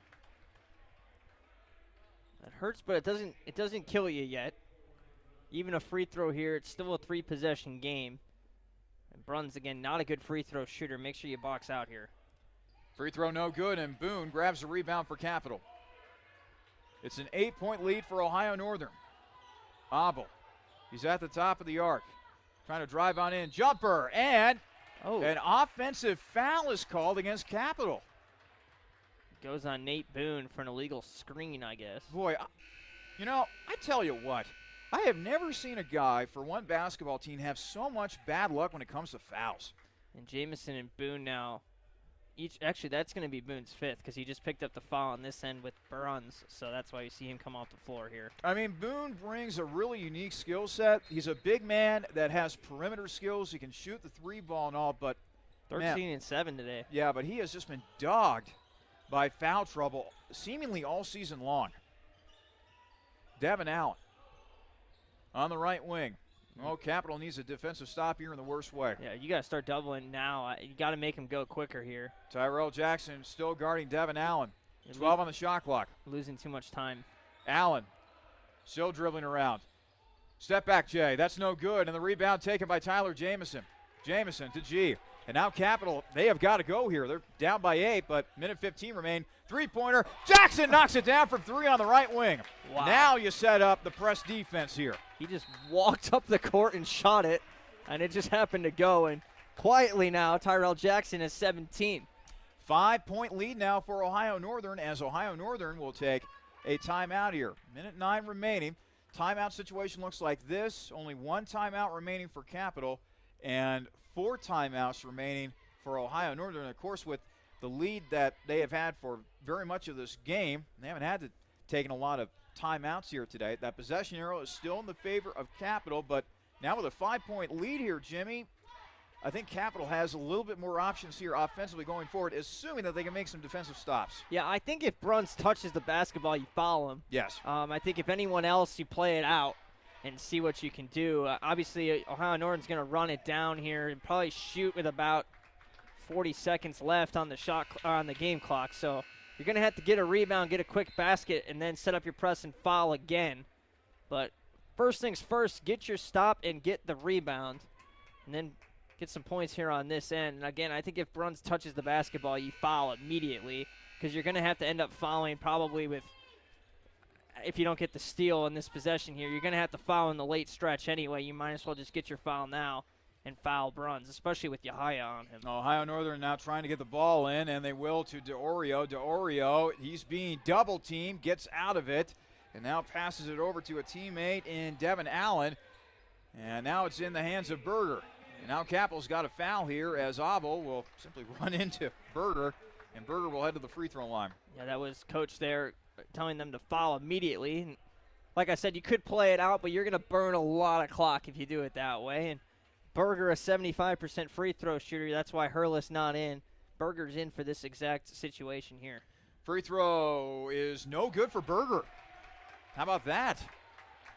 Still a 5-point lead for Ohio Northern. Still one more free throw upcoming for Berger as substitution will be made here. Checking in, Joey Hurlis. Checking out, Connor Baker for the Polar Bears. So one more free throw for Berger. Right-handed shooter, bounces the ball a couple times. It's up in the air, and it is good. So he split the pair, and now Ohio Northern will take a timeout. So now it's a 6-point lead, still a 2-possession game, 58.3 seconds to go, and Capital still has that one timeout to work with. Only 3 timeouts remaining for Ohio Northern.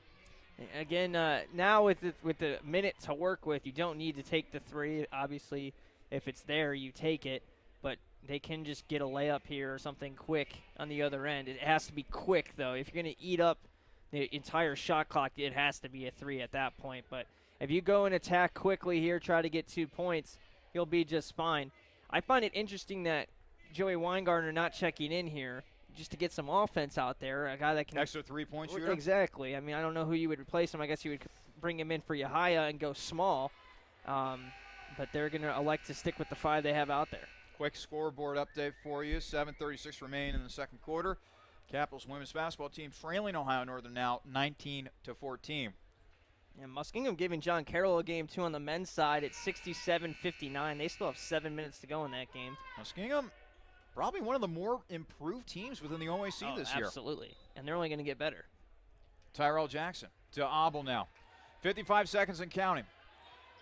Abel, top of the arc, now over to Jackson for 3. Tyrell not able to knock it down, but Jamison with the offensive board. Jackson, and Abel's wide open, but Jackson wasn't able to pick him up at one point. Over to G. G losing it, gets it back, and now a foul is called against Ohio Northern. Boy, that's a bailout foul right there.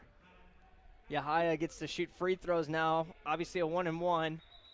But, wow, there was nothing developing there. And Jamison, he did kick it out to Jackson there after he got the offensive rebound. And to his credit, he was falling out of bounds. He had to just pass it somewhere. But Dan Abel was nowhere near anyone on the court spotting up from 3 at the top of the key, and they just missed him.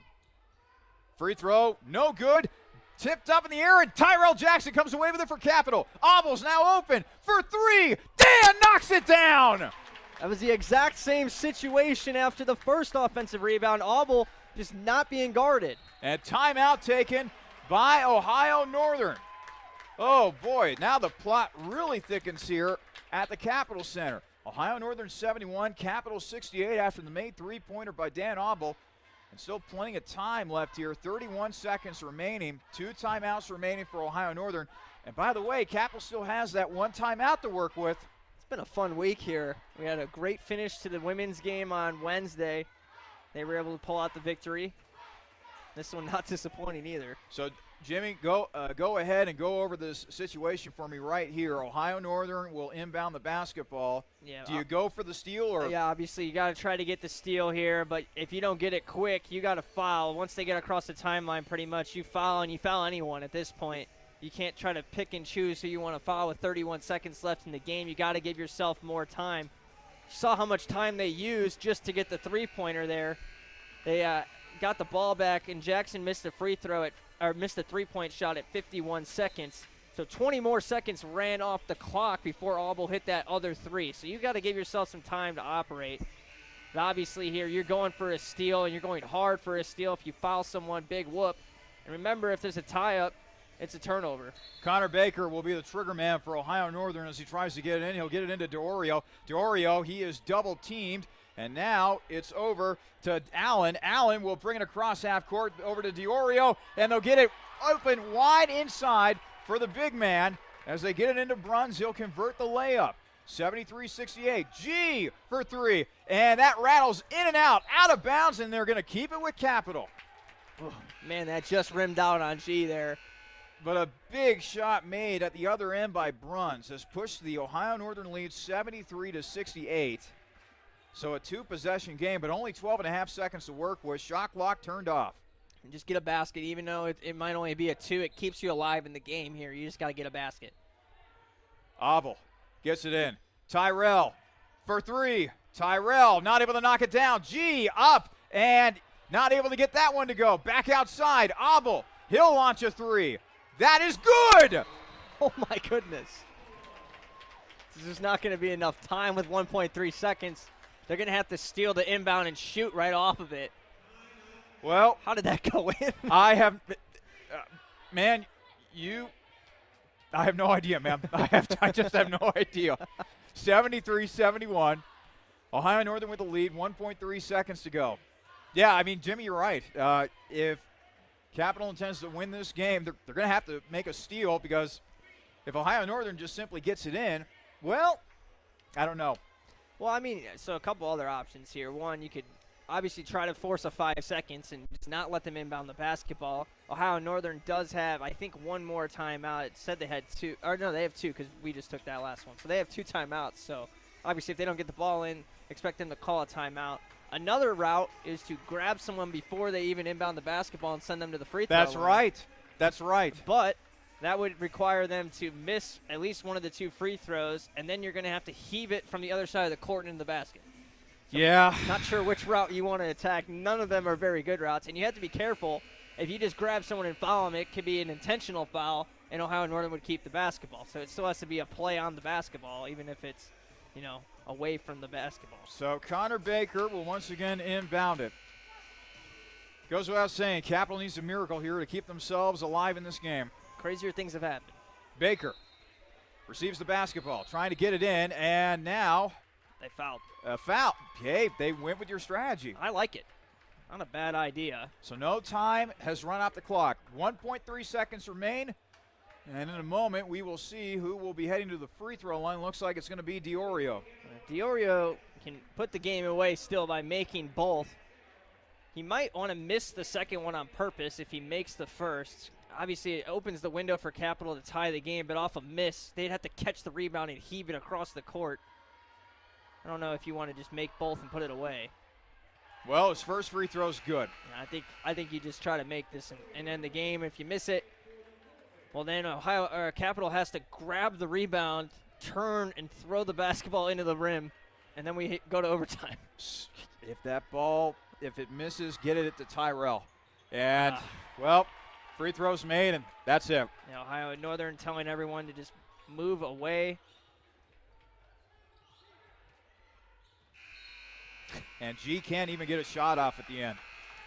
75-71 win for Ohio Northern this afternoon. Capital ends up outscoring Ohio Northern 51-34, but in some of our games this year, we have often said just too big of a hole to climb out of, and with Capital trailing Ohio Northern by 20 after the first half, that was definitely the case here today at the Capitol Center. Again, the final, Ohio Northern 75, Capital 71. We will have the Peking Dynasty postgame show for you. We'll talk with Coach Goodwin, take a look at the final stats, and take a look at some scores around the OHC as well. That is all coming up on the Peking Dynasty postgame show. You've been listening to a presentation of men's basketball here on the Capital Sports Network.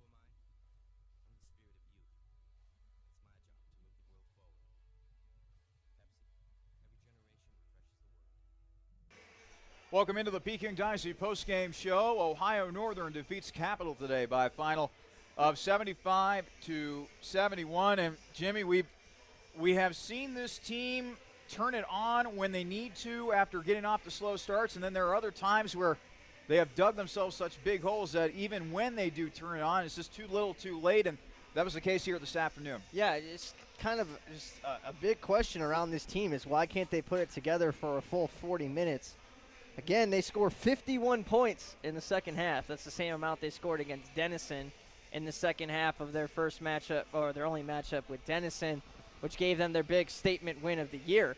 And again here tonight, 51-35, they outscore Ohio Northern, but they come up just short because of the 20-point hole they dug themselves in that last part of the second half. Coach Goodwin's up here, so we'll step aside so you can interview him there, Charlie. Our postgame coach interview brought to you by the Capital ROTC, as Coach Damon Goodwin joining us now on the Peking Dynasty postgame show.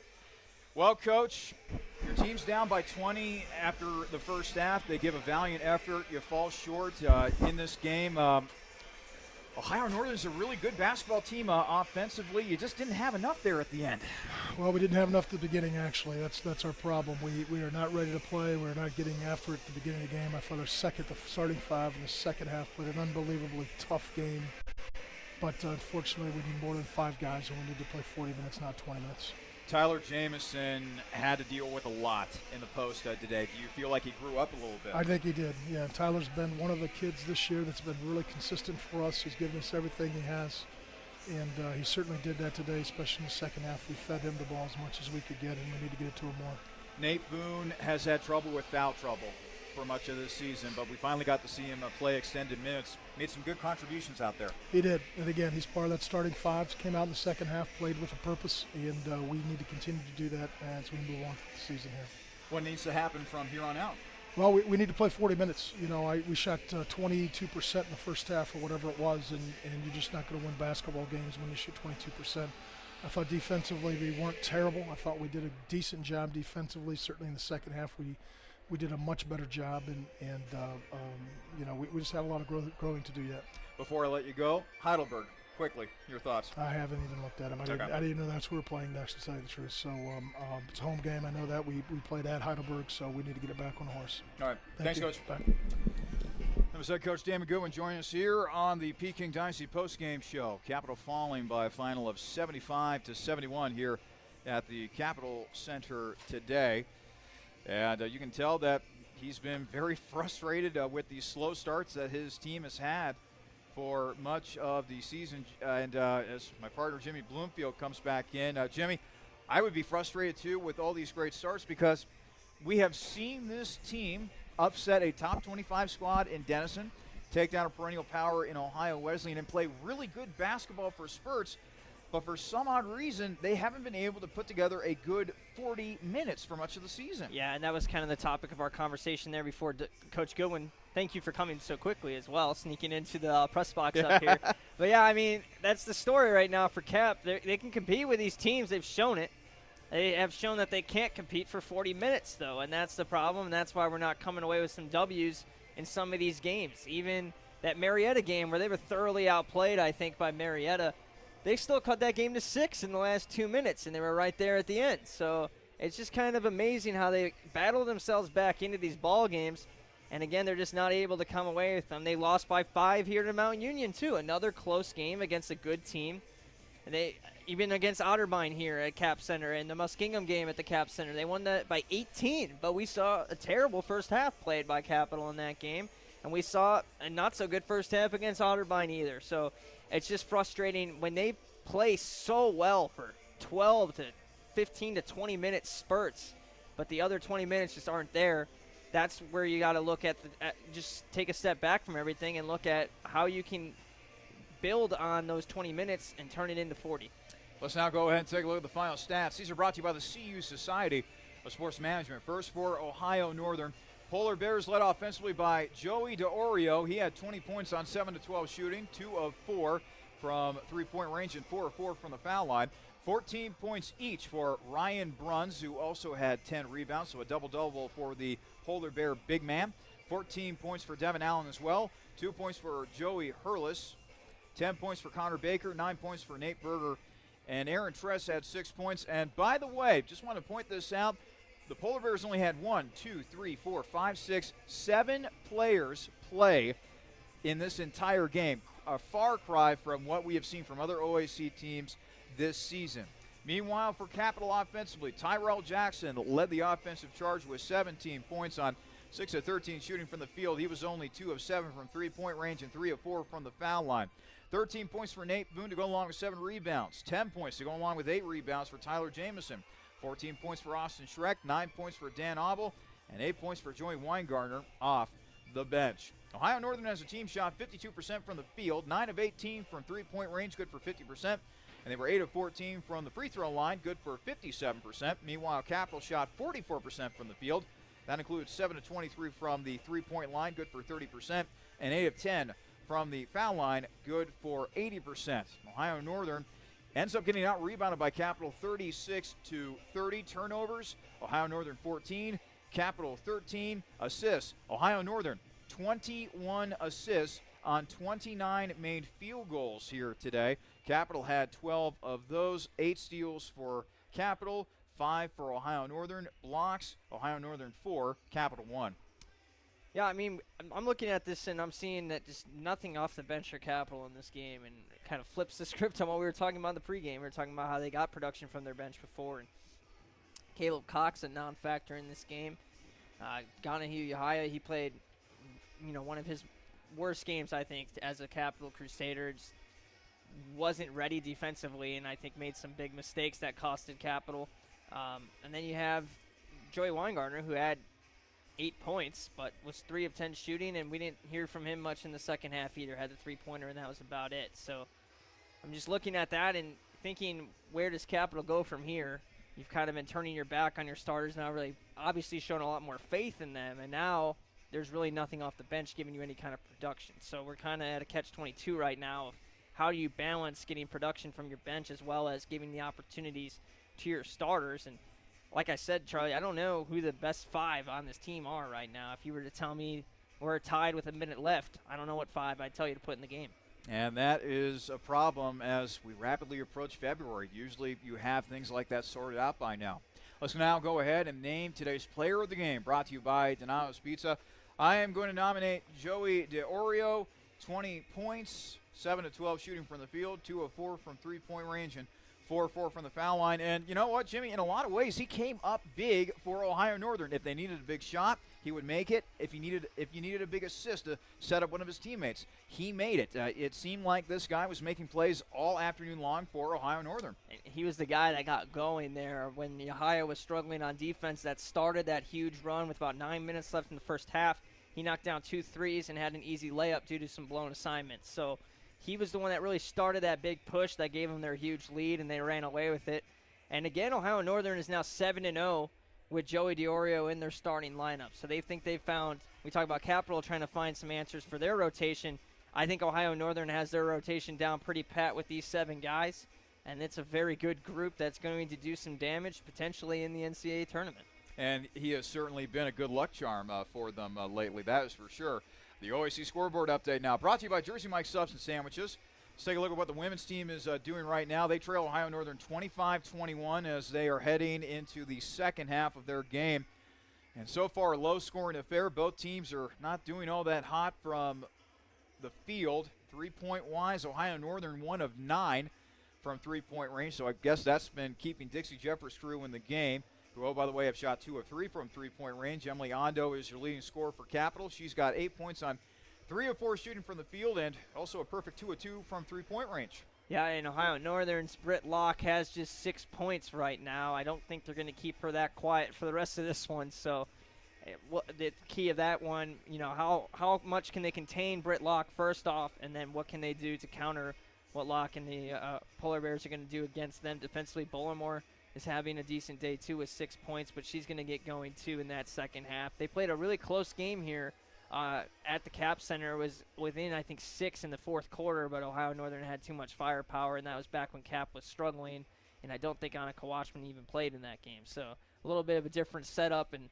that Watchman lock matchup is going to be huge in that second half. Some other scores around the OAC now. Heidelberg defeats Otterbein 71-61. John Carroll triumphs over Muskingum 82-69, although Muskingum made that a game for much of the day. 42 seconds remain in the first half at Wilmington. The Quakers leading Mountain Union in that one 50-31. A little bit of a surprise there, Jimmy. Big one. Wilmington struggling this season, 2-9 in conference play. It's a big win for them if they hang on to get Mountain Union there. They'll be one game back of 7th and 8th place and try to make a run into the tournament themselves. Meanwhile, Marietta leading Baldwin Wallace 47-37. They're about to start the second half at Marietta in that game. And finally, some scores on the women's side. They have gone to the half at Baldwin Wallace. The Yellow Jackets leading Marietta in that one 42-28. 2 seconds remain in regulation, and boy, this has been a low-scoring affair. John Carroll leading Muskingum 37-34 in that one. Otterbein playing host to Heidelberg this afternoon on the women's side. The Cardinals trying to get something going here within OAC play. We'll get you the score of that game in just a moment. In the meantime, they're at the half. I just mentioned that. Ohio Northern leading Capital in that one 25-21. And they're about to start the second half at Mount Union. Wilmington 35, Mount Union 18. Wilmington is no joke on the women's side. I mentioned on Wednesday, this is kind of the point these next few games where we'll see if they're actually contenders or pretenders, but I am fully in the camp that they are going to compete in the in the OAC tournament.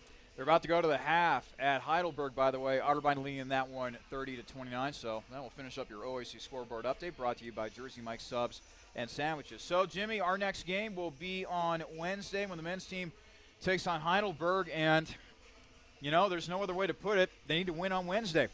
Yeah, I'm just looking at what you read off as the scores of today. We're seeing that further separation between the top 3 teams now. I guess we have to say 3 because Mountain Union getting blown out right now. Those top 3 teams of Marietta, Ohio Northern, and John Carroll, and then in the rest of the pack below them, led by Mountain Union and Muskingum and Capital. But Capital is just continuing to fall back to the rest of the conference. A loss to Heidelberg, they would fall into a tie with Heidelberg, and then they go on the death stretch again at Mountain Union, at Marietta. So it's going to be a game that they need to get, like you said, Charlie, because if they lose this one against Heidelberg, we could be looking at what would be 5 straight losses before they return home against Baldwin Wallace. So, I mean, when you put it out like that, that shows you how much is on the line Wednesday. In terms of seeding at this point, I don't know if it really matters between a 5, 6, 7, or 8 seed right now in the men's. You're going to have to go on the road, and you're going to have to beat the 3 Giants probably to win this division or win this conference. So I don't really think seeding matters all that much. I think it's more important that they just start playing better basketball, get more of a consistent 40 minutes, because they can compete with them. They just need to play 40 full minutes, and they could steal some games in that tournament. I think that's the focus right now. Don't worry so much about the seeding because you're going to have to play these teams anyway. So you might as well just get yourselves right. Don't look at the standings. Just make sure you stay in that top 8. All right, Jimmy. Well, I will see you on Wednesday night. Yeah, and hopefully the women can pull off that win against Ohio Northern. It'd be a big one for them. This season's just been a rough year for them. If they can get that win, 6-6 in conference play, and all of a sudden everyone in the OAC will be watching out for us. For my broadcast partner, Jimmy Bloomfield, this is Charlie Danis saying one final time. The final score today from the Capital Center, Ohio Northern defeats Capital 75-71. We will see you on Wednesday night when the men's team plays host to the Student Princes of Heidelberg. Until then, everybody, so long.